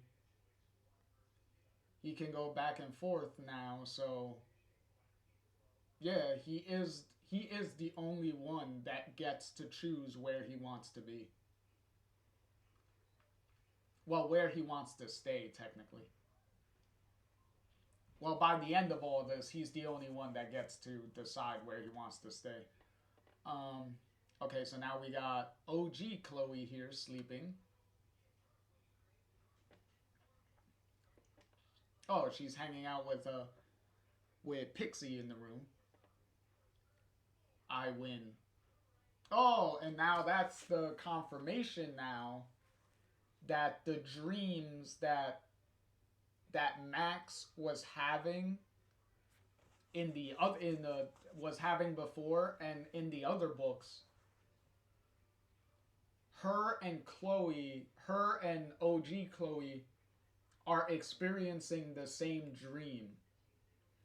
dreams, so they're still connected in some way, even though they're not in the same reality now. So that's an interesting way of keeping them connected and kind of getting them to interact and talk to each other, even though they're not in the same timeline. So pretty clever instance of giving everyone giving them a moment with each other without completely breaking the point of the story. So, Pixie, you okay? Oh, sorry, I didn't want to wake you up. Wake you. You looked like you were having a lovely dream. You know what? I really was. What about you? I think I think channels are opening. This sounds so insane out loud, but look who you're talking to. Yeah, Chloe knows all about that shit. Well, I think I found Max, like, pinpointed. It's always been hazy images before, but now it's like a clearer picture.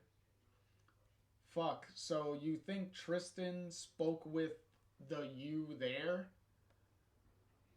Yeah, I think so. She is like me, after all. And she is with Max. This is happening. It's really happening. I guess she's also having to lie to her friends, the other me. Yeah, that is that is kind of a consequence with this stuff. I'm sorry, Pix.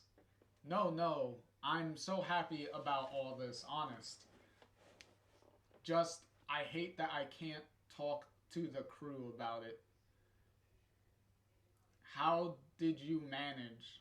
How did you lie for so long to everyone? About Max? I kind of told myself the lie as well. The story sort of held up. That she'd left the memorial overwhelmed. That she said she'd come back when she was ready. The questions were hard, of course, but the reality was harder. As time passed, it got easier to live that lie. Fuck, I almost believed it. That she was a phone call away. It made more sense than the truth. Yeah, I get that. To say I'm a daydreamer isn't such a lie. My ability is kind of passive. Um, it's not my real superpower anyway. Auxiliary. Oh, what is your real superpower? I'm a really great drummer. And I can write songs. I can design stuff. And I make killer pancakes. We are amazing. Go sleep in the foyer, Your Majesty. Whoa. What the? Oh, somebody's having a clear argument here. Was that Victoria? Out of the whole town, how did we end up in the same crappy hotel? It was the cheapest.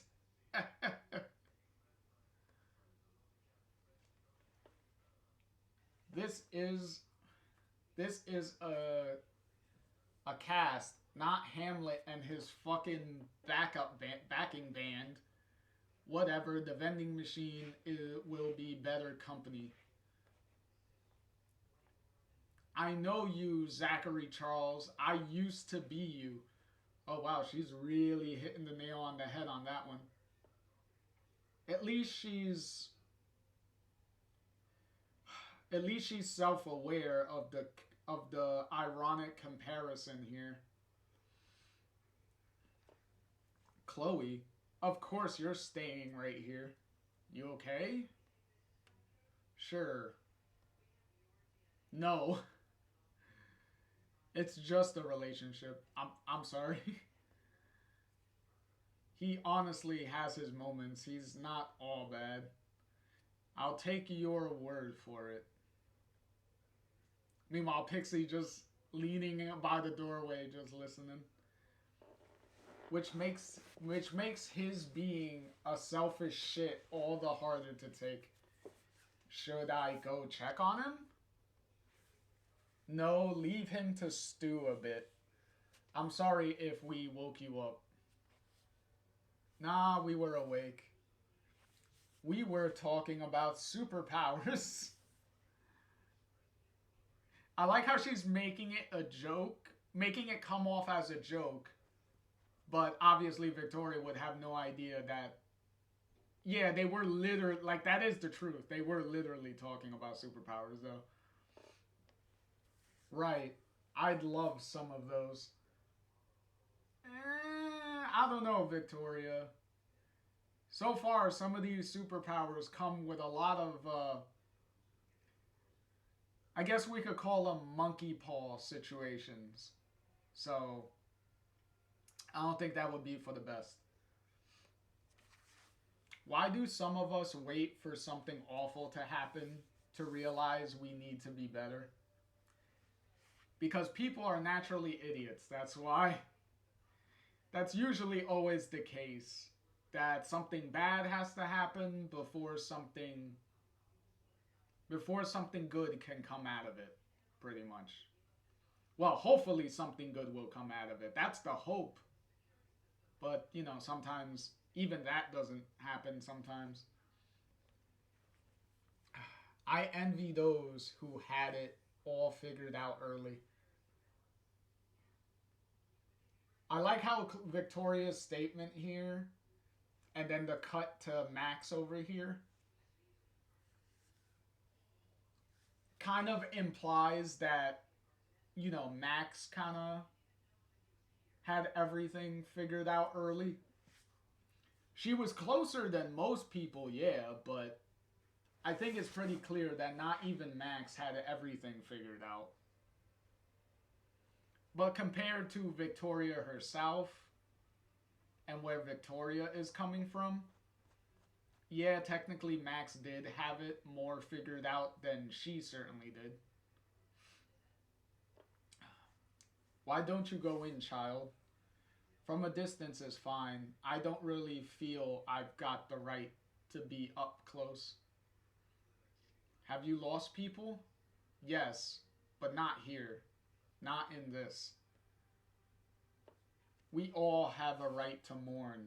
Monuments like this one are a catalyst. The permission we need to channel that loss. Remember their faces. I took my mourning is too selfish for this place. Shall I tell you a secret? I grieve for all the lives destroyed back then, and for how we have failed since. My heart breaks for souls and businesses, homes and rights lost around me, for those still not healed today.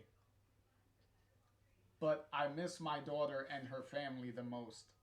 That is my selfish hurt. Don't confuse selfishness with an inability to feel the wider grief. The two are not mutually exclusive. Everyone is allowed their own selfish grief, even in the midst of so big a hurt. Would you tell me about your daughter? Oh, that's nice. Yeah, if you're not getting what this is Max is talking. Max is looking on from the memorial that was set up in New Orleans after Hurricane Katrina and all the people that died in that real life superstorm. So her talking to this woman who also lost people in that storm and had to deal with the very real grief that comes with that, giving Max some, words of wisdom on how she, uh, how she can process the grief that she still hasn't fully confronted and accepted yet, and how to like try to process that. So it's a nice way of comparing, well, not comparing, but relating uh, this fictional storm, aftermath of this fictional storm and the lives lost in that, to the very real life storm uh, that happened and all the very real people and stuff lost in that. So, um, so that's a nice way of giving this moment of this uh, visit on this road trip of going through New Orleans, a more thematic and thematic purpose to it and make it actually have a bigger purpose to the story here. So it's so the visit actually is important than just a random stopgap at some other town. It's like, no, there's a deeper symbolic meaning to why uh, cutting through New Orleans actually means. So good on Emma for you know having having a very great purpose to that. And then we got the blue butterfly flying by. Ooh, a few days later. Something's coming, isn't it? Tell me I'm not imagining it. Butterfly Rainforest, Florida Museum. Oh, okay, she sees it as a blue butterfly, but then when we get into reality, it's actually like a brown butterfly. Hmm.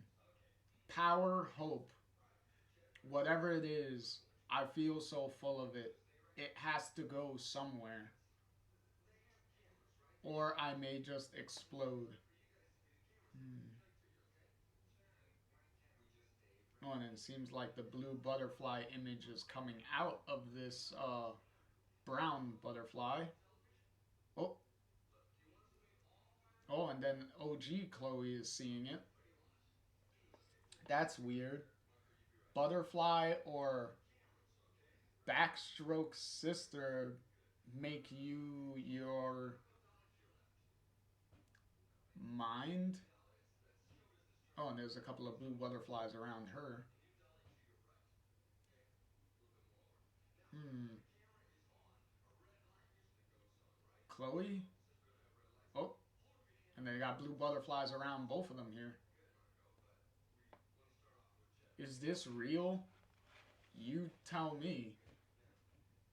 A flicker or a dream? Chloe, I'm scared to move. Scared to break this. I know, Max. I know, just. This is just a window. We need a door. Fuck, Max. You look. You too, Chloe. I can't. Miss, are you alright? Huh? I will be. Looked as if you were talking to a ghost. I was really talking out loud? Well, yes. Chloe. Chloe, I saw butterflies. Yeah, I know. Ah, you found your friend. Good. I'll leave you to it. Oh, can I ask you something? Of course. Can butterflies fly backwards? I can't say I ever seen that. And I've worked here a long time. Something huge happened, didn't it? I felt Max so strongly. Yeah. Fucking leaky eyes. I saw her pics. A flicker.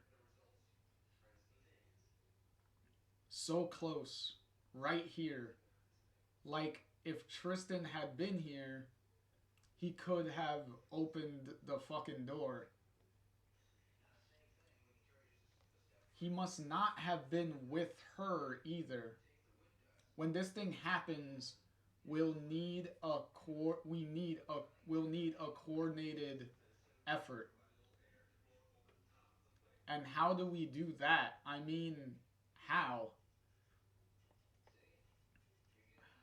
can we be totally sure that we're all going to be in the exact same place at the exact same time? Oh, nice little transition of them walking down, and then in the same exact location, you see the other Pixie and Max there saying the exact same things.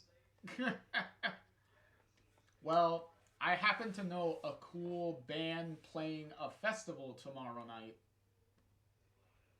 And I mean, their friends may well be there to listen in both realities. Crowds of people, though. Oh, I have a girl on the inside. Okay, she is not talking about any of the members of the High Seas. So she's not talking about Tammy. I wonder what girl on the inside Pixie could be talking about. Any guesses as to who that might be?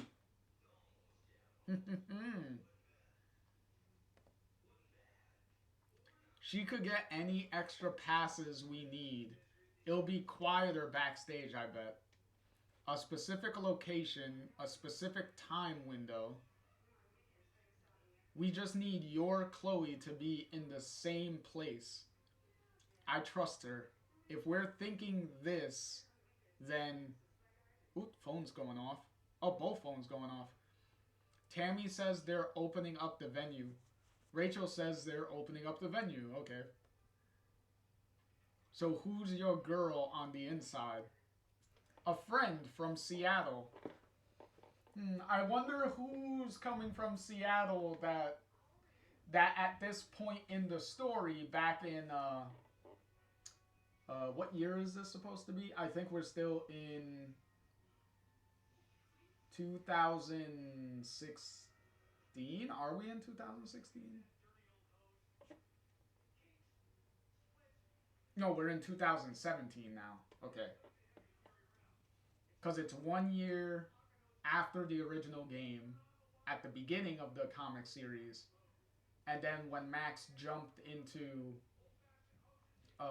Rachel and the Rachel timeline, we time jumped 2 years. So 14, 15, 16. So yeah, we're still in 2017. So who else is in 2017 that could be doing this? She came to a few gigs at the Bean Barn. That's the bar where, I know it, my other life, remember? So weird. Will never not be weird. Anyways, she hung out a few times. I gave her some drum lessons. Oh boy. And she signed up the crew. And she signed up the crew to festival. Okay, so this person got drum lessons from Pixie and organized this gig for them, for this festival. I wonder who that is. Well, she's about to be one of my favorite people. I think you guys would actually get on if you weren't about to skip realities. Okay, here we go. We appreciate the help, seriously. Not a problem, dude. I'd be helping the High Seas out anyways. She's a strong one. Stronger than this one. Shut up. I like how Dex is still busting Dwight's balls for not being able to lift much heavy equipment. Funny. You guys said we're okay with other bands using your kit, right? No worries. Insurance sorted. You already rock in my book. Thanks. So organized. The true might of Dwight.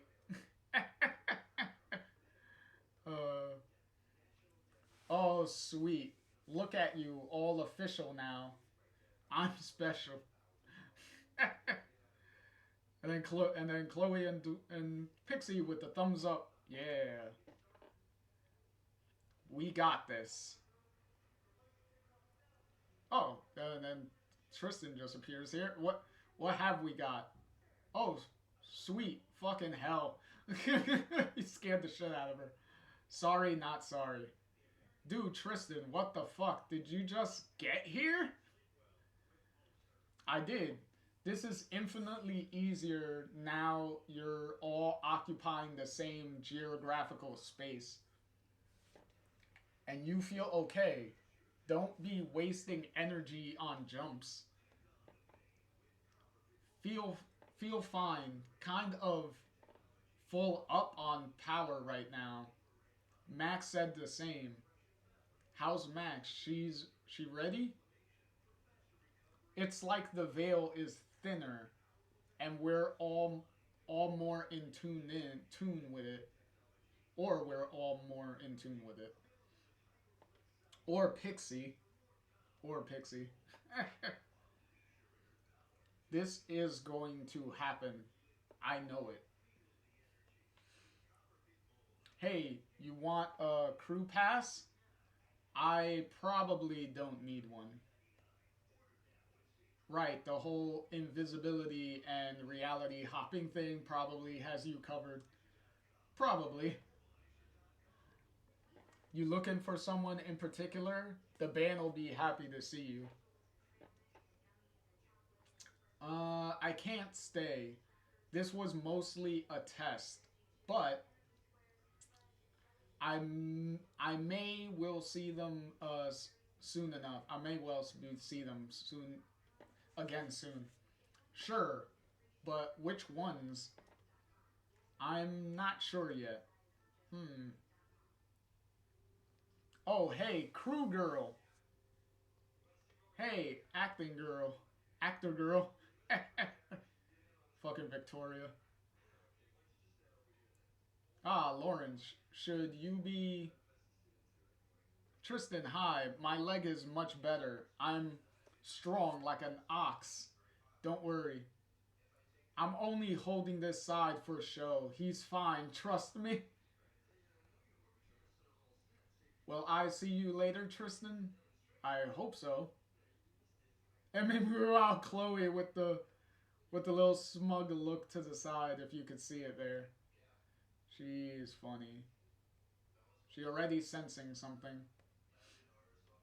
Oh, what? Don't go pulling a muscle there, Hamlet. And then meanwhile, Victoria making fun of Zach for not even helping with anything. I guess that test was a success then. Maybe meanwhile, my Max is waiting for you to get back in her own world, so...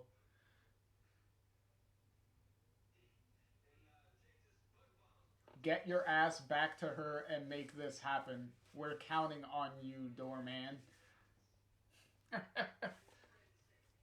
Is that a good thing? It sounds like a good thing. I don't know, I hope so. Everything feels easier. It's like I can change isolated pockets of time. All of the power, less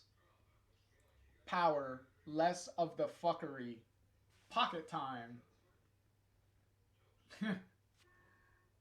Oh, there she is.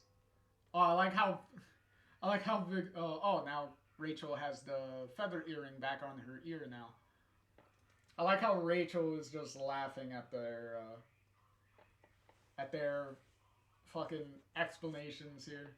Pretty funny. And meanwhile, Pixie, oh, there she is. Oh, look, we're gonna find out who this girl she has on the inside to get them backstage passes. Let's see, a little metaphorical drum roll here. Let's see, a little drum roll, and who is it? Oh, Oh, we're still gonna drag it out for one more panel. Yo, whoa, that looks a whole lot like, huh? No way. Pics. So where are these friends of? And there's the last big hint before they show somebody that Rachel and Chloe obviously know. So who could that be? Aha! The one and only Steph motherfucking Gingrich here. No, no, no. No way. This is too crazy. Yay! And we get our Steph cameo. Our actual full-blown Steph cameo here. Instead of just those text messages that Pixie had earlier. See? It wasn't just a little cameo fake out on that one. No, it was actually a tease for her to actually make a physical appearance here.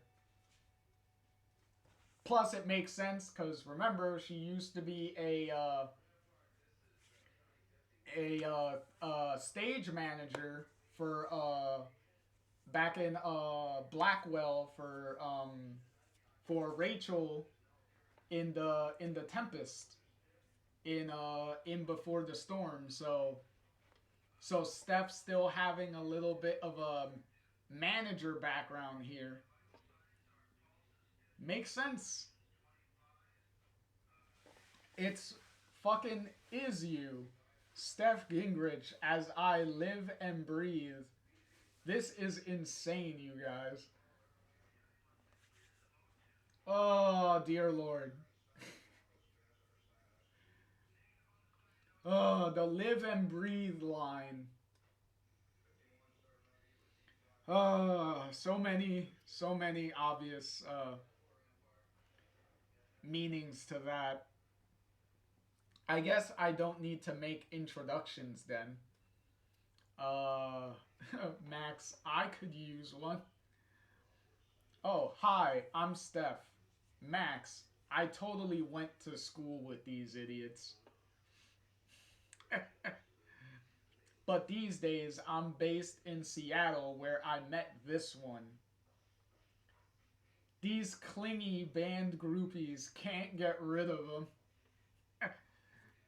I guess you don't need these all-access passes then. Please, yes, please, thank you, please. You're with the pirate crew too? Actually, no. You'll laugh, but rich gifts wax poor when grifts prove unkind. Not at my face, jeez. Shakespeare, sure. At least it's not the Tempest, huh?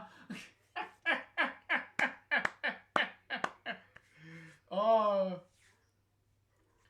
Even though Steph wasn't there to witness the Tempest, she did hear all about Chloe's impromptu involvement in being in the Tempest play and her kind of indirect love confession from Rachel in the middle of the play in front of everyone.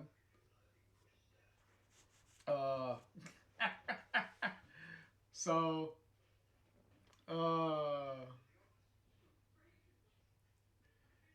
you're not getting up there this time? Fuck to the no. That was a one and only. There we go. Nice.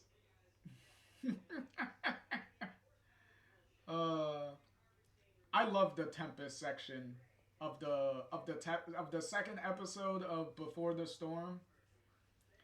It was really sweet and endearing. The whole Tempest play part was pretty fun. I remember you were pretty good at shit. I gotta go. Busy, busy. I do like that she gets cut off at remembering Chloe being good in the play, because technically how good Chloe is in the play before Rachel starts taking the play in an entirely different direction with her kind of love confession moment is dependent on how well you remember the Tempest script, and if you're able to have Chloe say the direct line, the right lines, and do the right things during the course of the play. So it's kind of funny Steph gets cut off here, so that way she doesn't 100% confirm or deny how good Chloe was during that play. So it's a fun little playing of the confirmation of what happened in Before the Storm. So that's kind of fun. So hyped you guys are here. Can't believe you know Pixie. This is bonkers, and we're catching up later.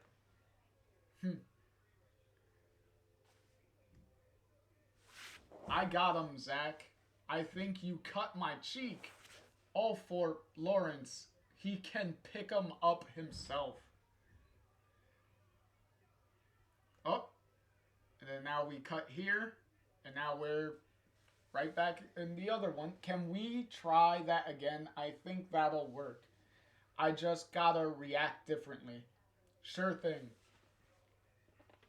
And just to make the comparison even more obvious, you have Rachel right in the corner there. And then right when we move to the next panel, Victoria is in the same spot that Rachel's in. So just to drive home, just to make it even more obvious visually what Victoria's role in this story is. I swear to God, Zach is less of an ass since they split. Thank you, Victoria. Huh? Oh shit, it's starting to rain? Ah man, sorry guys, should just be a shower. It's not on the forecast. That doesn't sound great. A rain that comes out of nowhere. Go find coffee, keep your phones on. We'll call when we're ready for you. Well, this sucks. Our sound check is gonna be after midnight at this rate. Hey, how come you're so chill about this? End of the tour. We stayed on schedule. We got here on time. Whatever may go wrong now is not my problem. That's fine. It was like, hey, we got here in the end. It's the end of the tour. This is the last stop. I already completed my part of this job. Fuck whatever happens now.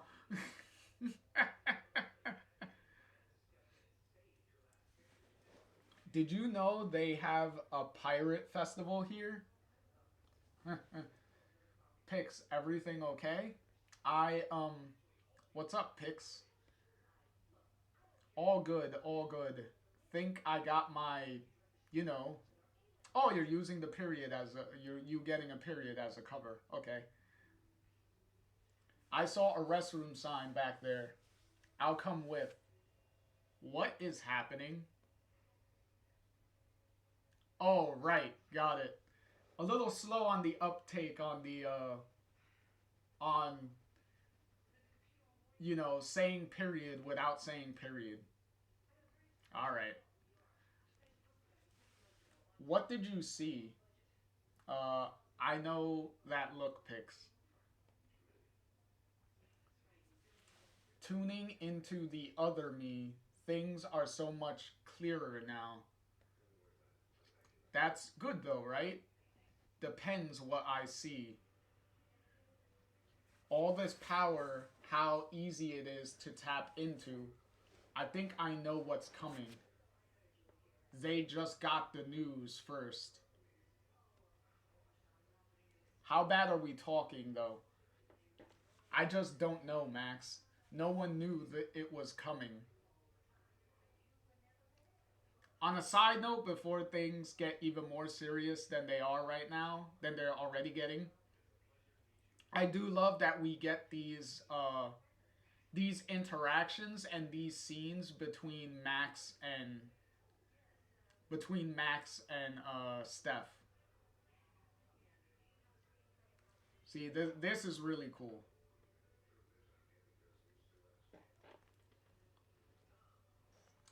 But could tomorrow's show be canceled? Again, I don't know. I seriously hope not. But if we're about to get hit in the face by a hurricane, none of us want to be on that stage tonight. Oh boy. Oh shit. But the show has to happen. Look, this sucks, believe me, I know. But get your van into the underground car park. As I said, stay safe. Hopefully it blows over and comes to nothing, but sound check is off. Let's batten down the hatches and see what we're left with in the morning. Max, we're gonna go move Gladys. It has to happen. We have a plan. And now we have a new plan. Oh, Tristan in with the save. We've all felt it, right? Something huge, powerful. This can't be happening again. It's not because of us or because of you. It's happening on a bunch of timelines, guys. But we're responding to it. That's what I've been feeling. I guess, who really knows? But this could be an opportunity for us. We bunker down and wait out the storm, or we get reckless. Weather fronts are just forming and we feel this much. Imagine how much power we could tap into from the storm itself. Enough to open a door, Max. You said this all started with a storm.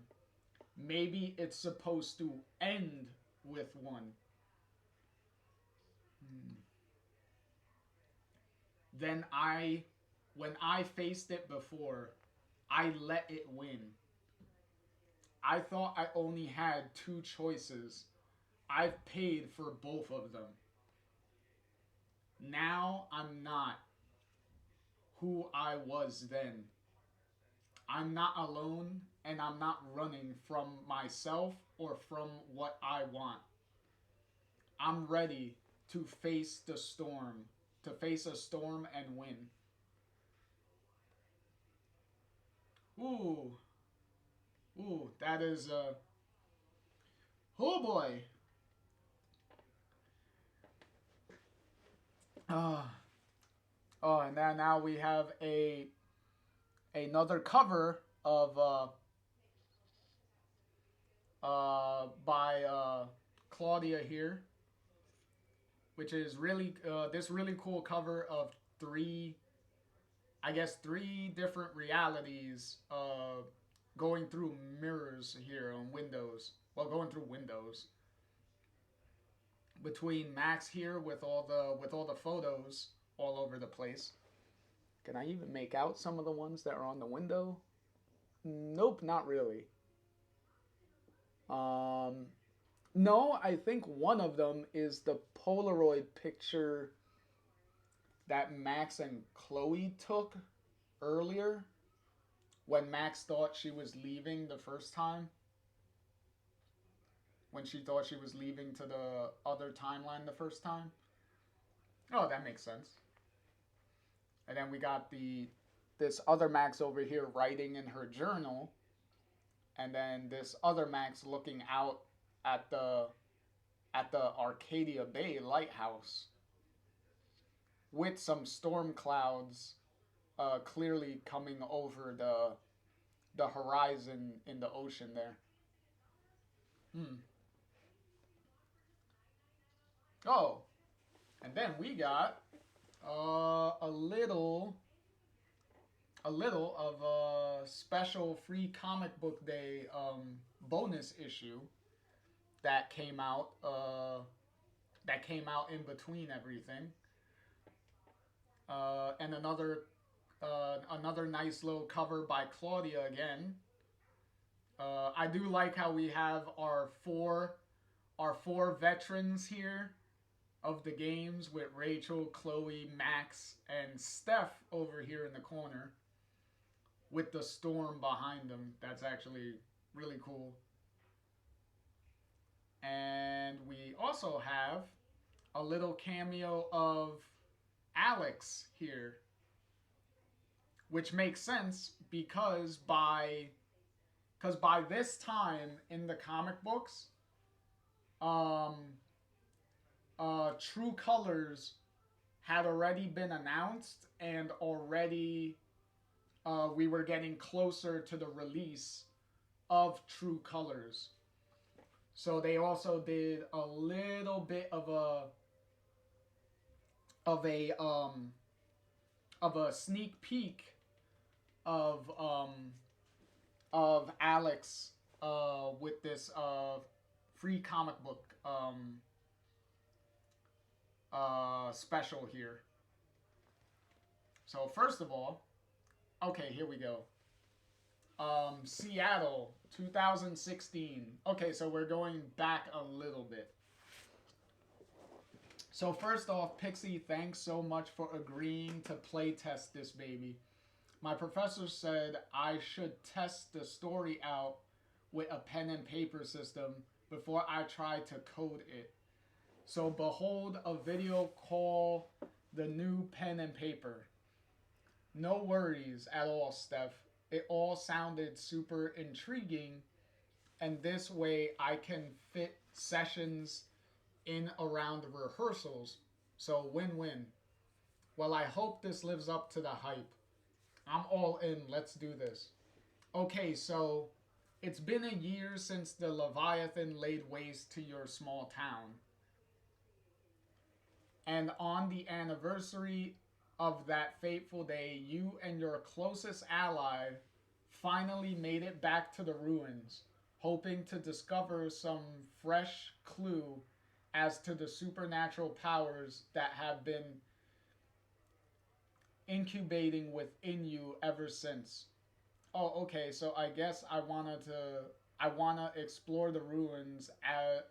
Are we on foot? You arrived in a beat up old wagon. It's seen better days, but your companion fixed it up herself. I do like how this story that Steph came up with is metaphorically Max and Chloe's story up until this point. So after traveling through the dimensional portal, you find yourself on the shore of an unfamiliar village. As you stumble forward, following your head heart strong, heart song, you see a familiar figure. It's Jamelza, I guess. Your ally, safe and sound. Yes, I wave at her, tears in my eyes. There's something slightly off about her. I yell out to her by name. She turns to look at you properly. She whispers your name, finding her voice. She says your name again and croaks out in disbelief. But I thought you died. Oh, I get it. This must be like some parallel version of her. You got that fast. Yep. You quickly gather that the you of this world just up and vanished years ago, allowing you to cross over to her place now. But Jamelza remembers the version of you she once knew. Um, Also to keep in mind, I think I may have said this before in another in one of the other parts, one of the other books. Uh, in the beginning of the story, when Max and Chloe were still uh, feeling those flickers going back and forth, and they saw a grave of Max next to where the cliff of the lighthouse is and whatnot by Arcadia Bay. Um, Probably the timeline here, the Rachel timeline that Max jumped into, in this reality, uh, the Max in this world most likely died at that point, which is why Max was able to uh, physically, all of her jumped into this timeline.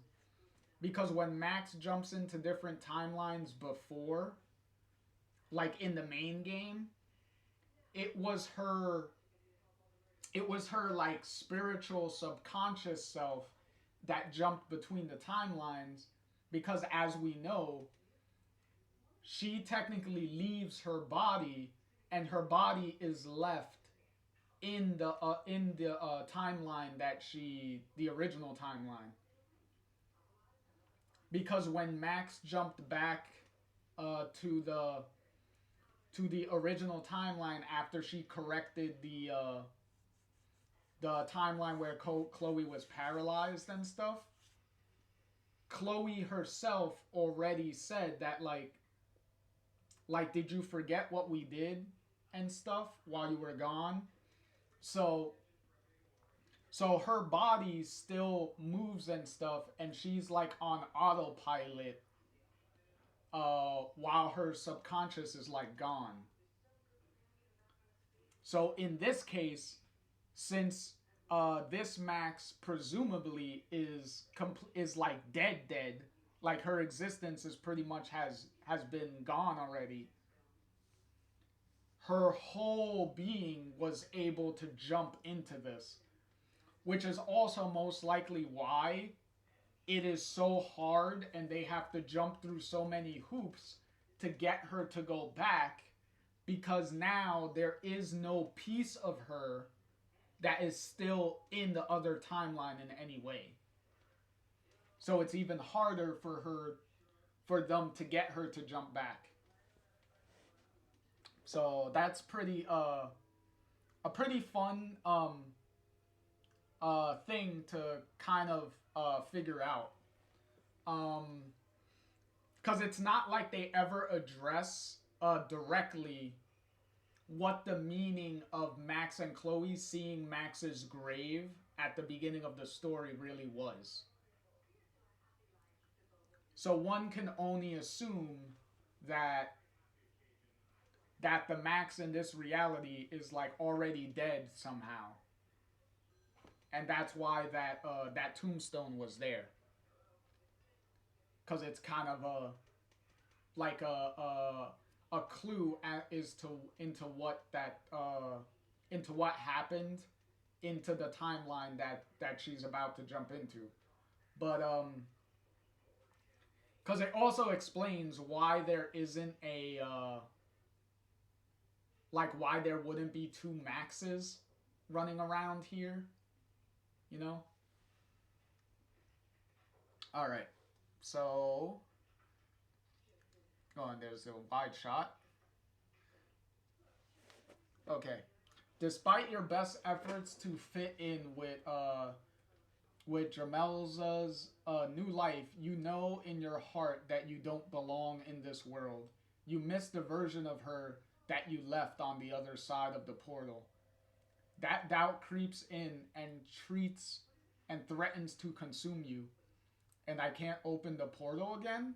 It seems hopeless until you come across a powerful warlock with the potential to become a strong ally. He seems lost, however, and through you hold the key to saving him. And do you and saving him. To do so will endanger your whole party. Oh man, I think I have to try, right? With risk comes gain, and your bravery has earned you the warlock's trust and gratitude. He joins your party and vows to help reunite you and your own Dramelza. Aw, yeah. That's a nice shot. I do like how Tristan's bottom half is kind of like faded, like he's just fading in this shot. That's kind of cool. Oh, let me move that. Oh, there you go. The warlock offers to open a door back to your world.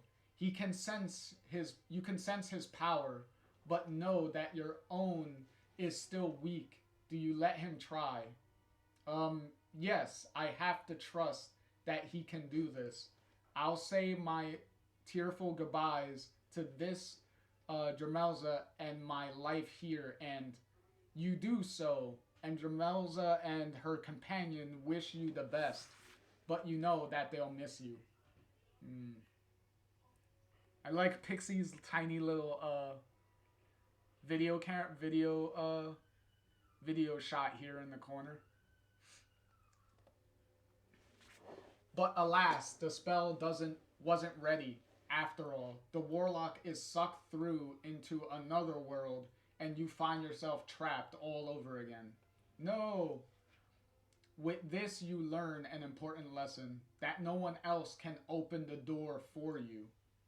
Nice. Oh crap, did I lose? Is it over?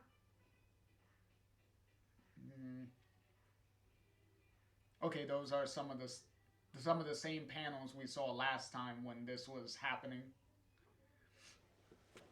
Not just yet. There may be another chance.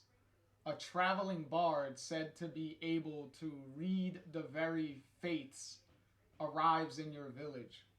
Sounds promising. I need to investigate this bard. You share your story with the bard, who in turn seems to know of your plight.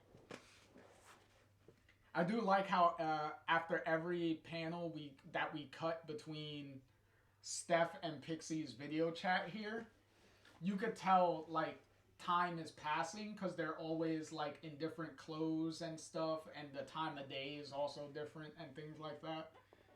So you could tell time is passing as Steph is reading the story, is telling the story. Maybe, just maybe, this bard is powerful enough to bring you and the warlock back together to complete the spell at last and send you home. But there will be hurdles to overcome if you are willing. Ah, yes. A nice little big shot there. I like the Tristan like in the clouds, and then you have Chloe and Rachel on top of Gladys there, with Max and Pixie talking. Nice. So how's it feeling so far, Pixie? So cool. I swear it's like you reached into my brain and found all the right buttons to push. You don't think it's a bit too, I don't know, cosmic? No, no, I'm buying it. The relationships and characters still feel grounded. I'm totally invested. And if I was my character, I'd definitely be ready to take on the world to get back uh, to Dramelza. Well, with that in mind, okay, so keep in mind this D&D session, this D&D session story that they're going through took place in 2016. So a year before um before Pixie even learns about what happened with Max and Chloe and everything, and what's happening with all that. So this is kind of what happened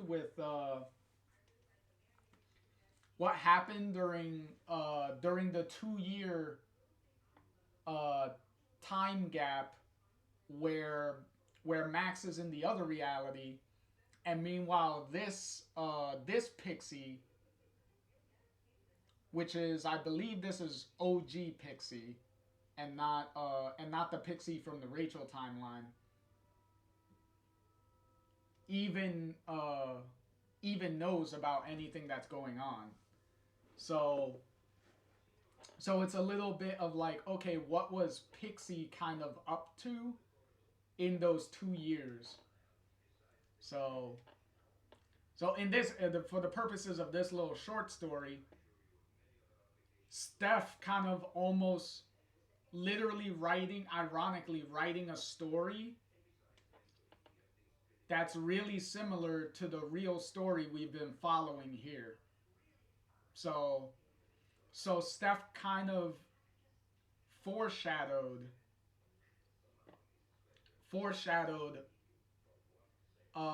the story that has already happened, a little bit of the story that already happened, and is also foreshadowing events that still haven't happened yet.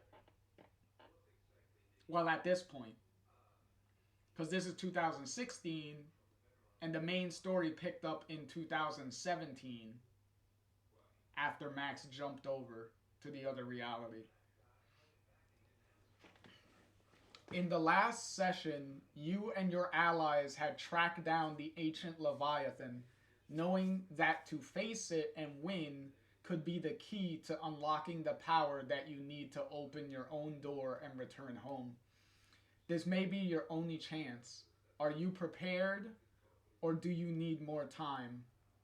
I gather my party and head to the shoreline, ready to face the storm. Leviathan. Right, I mean the Leviathan.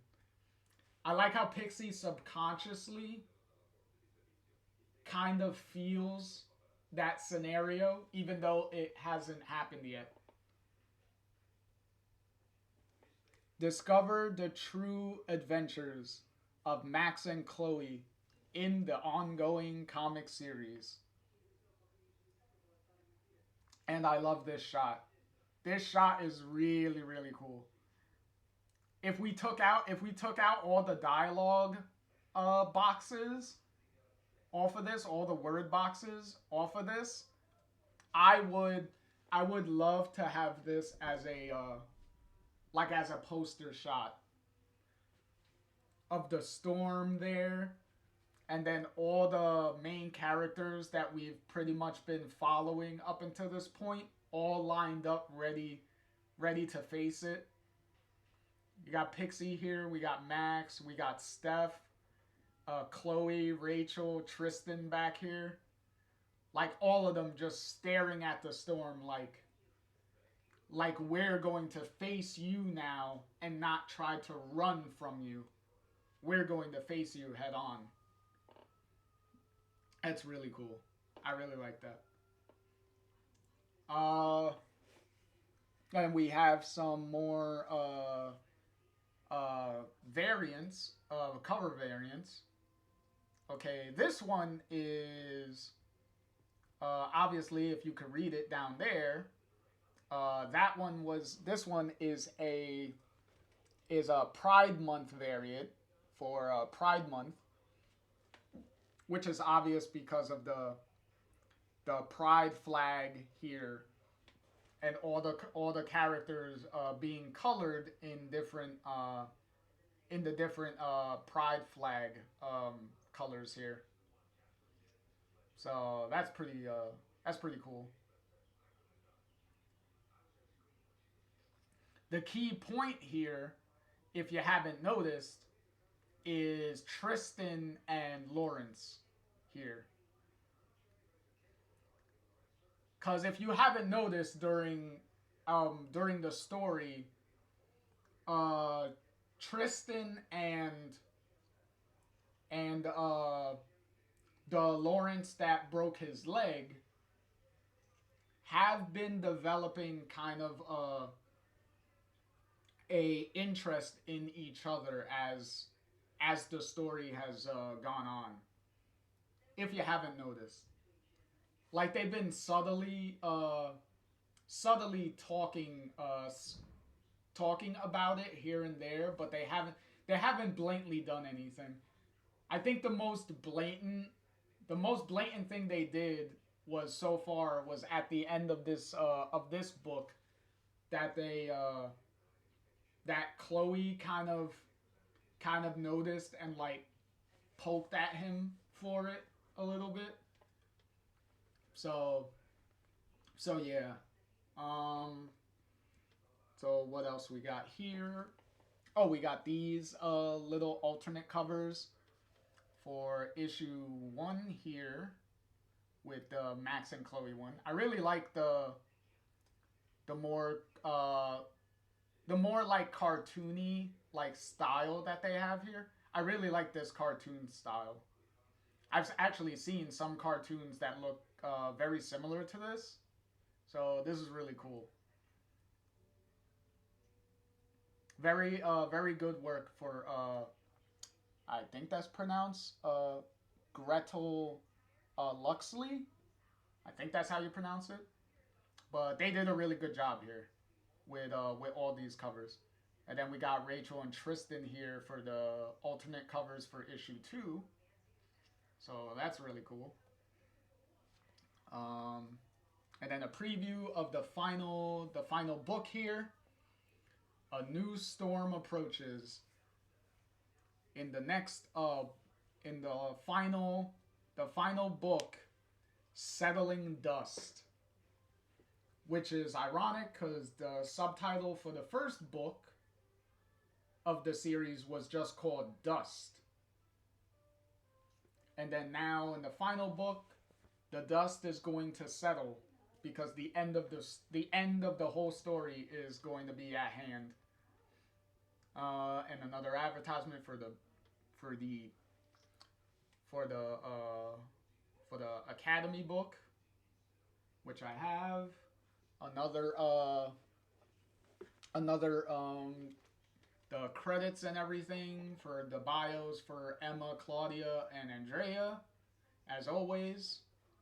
And then there's the back of the trade with a little summary and more reviews and stuff for how the reception has been with the comic books up until this point, which have been pretty overwhelmingly positive, as you can see with all the different quotes and stuff they have written all over. Like even the quotes on the cover of the book, and then even more quotes on the back of the book. So the reception for these books has been really, really strong as they've kept going too. So they've clearly had some really big momentum. So next time we'll leave it here, because this will be the next we'll leave it here. So next time we will be wrapping up this book. Not this book, but we'll be wrapping up this whole story in Life is Strange, Partners in Time, Book 6, Settling Dust. So hopefully you guys have continued to really like the story, how the story has been so far. Uh, Hopefully y'all like the new characters and whatnot that the comics have been introducing, and the and how they have used returning characters throughout the story so far. Between between obviously how Max and Chloe have been used, well, how both Chloes have been used, how Rachel has been used, Victoria now, since Victoria has been a part of this last chunk of the story. Steph's cameos, Steph's final kind of last minute cameos at the very end here. How all that has been handled. So hopefully you've all enjoyed it as much as I have, and as much as I've been reviewing it and reading it with you. Um, so with the storm, with another storm upon Max now, we shall see in the final book how this all is going to end, and how they all are going to confront this new storm now.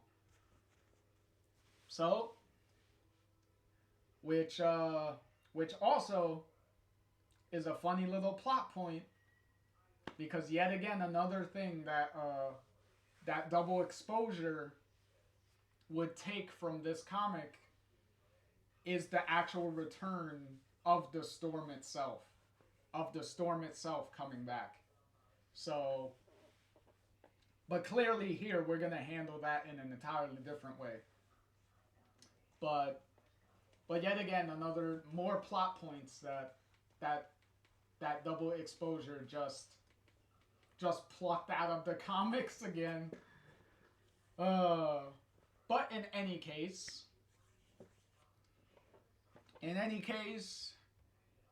it's a JR here once again, signing off, and I hope to see you all again next time for the grand finale of this epic story.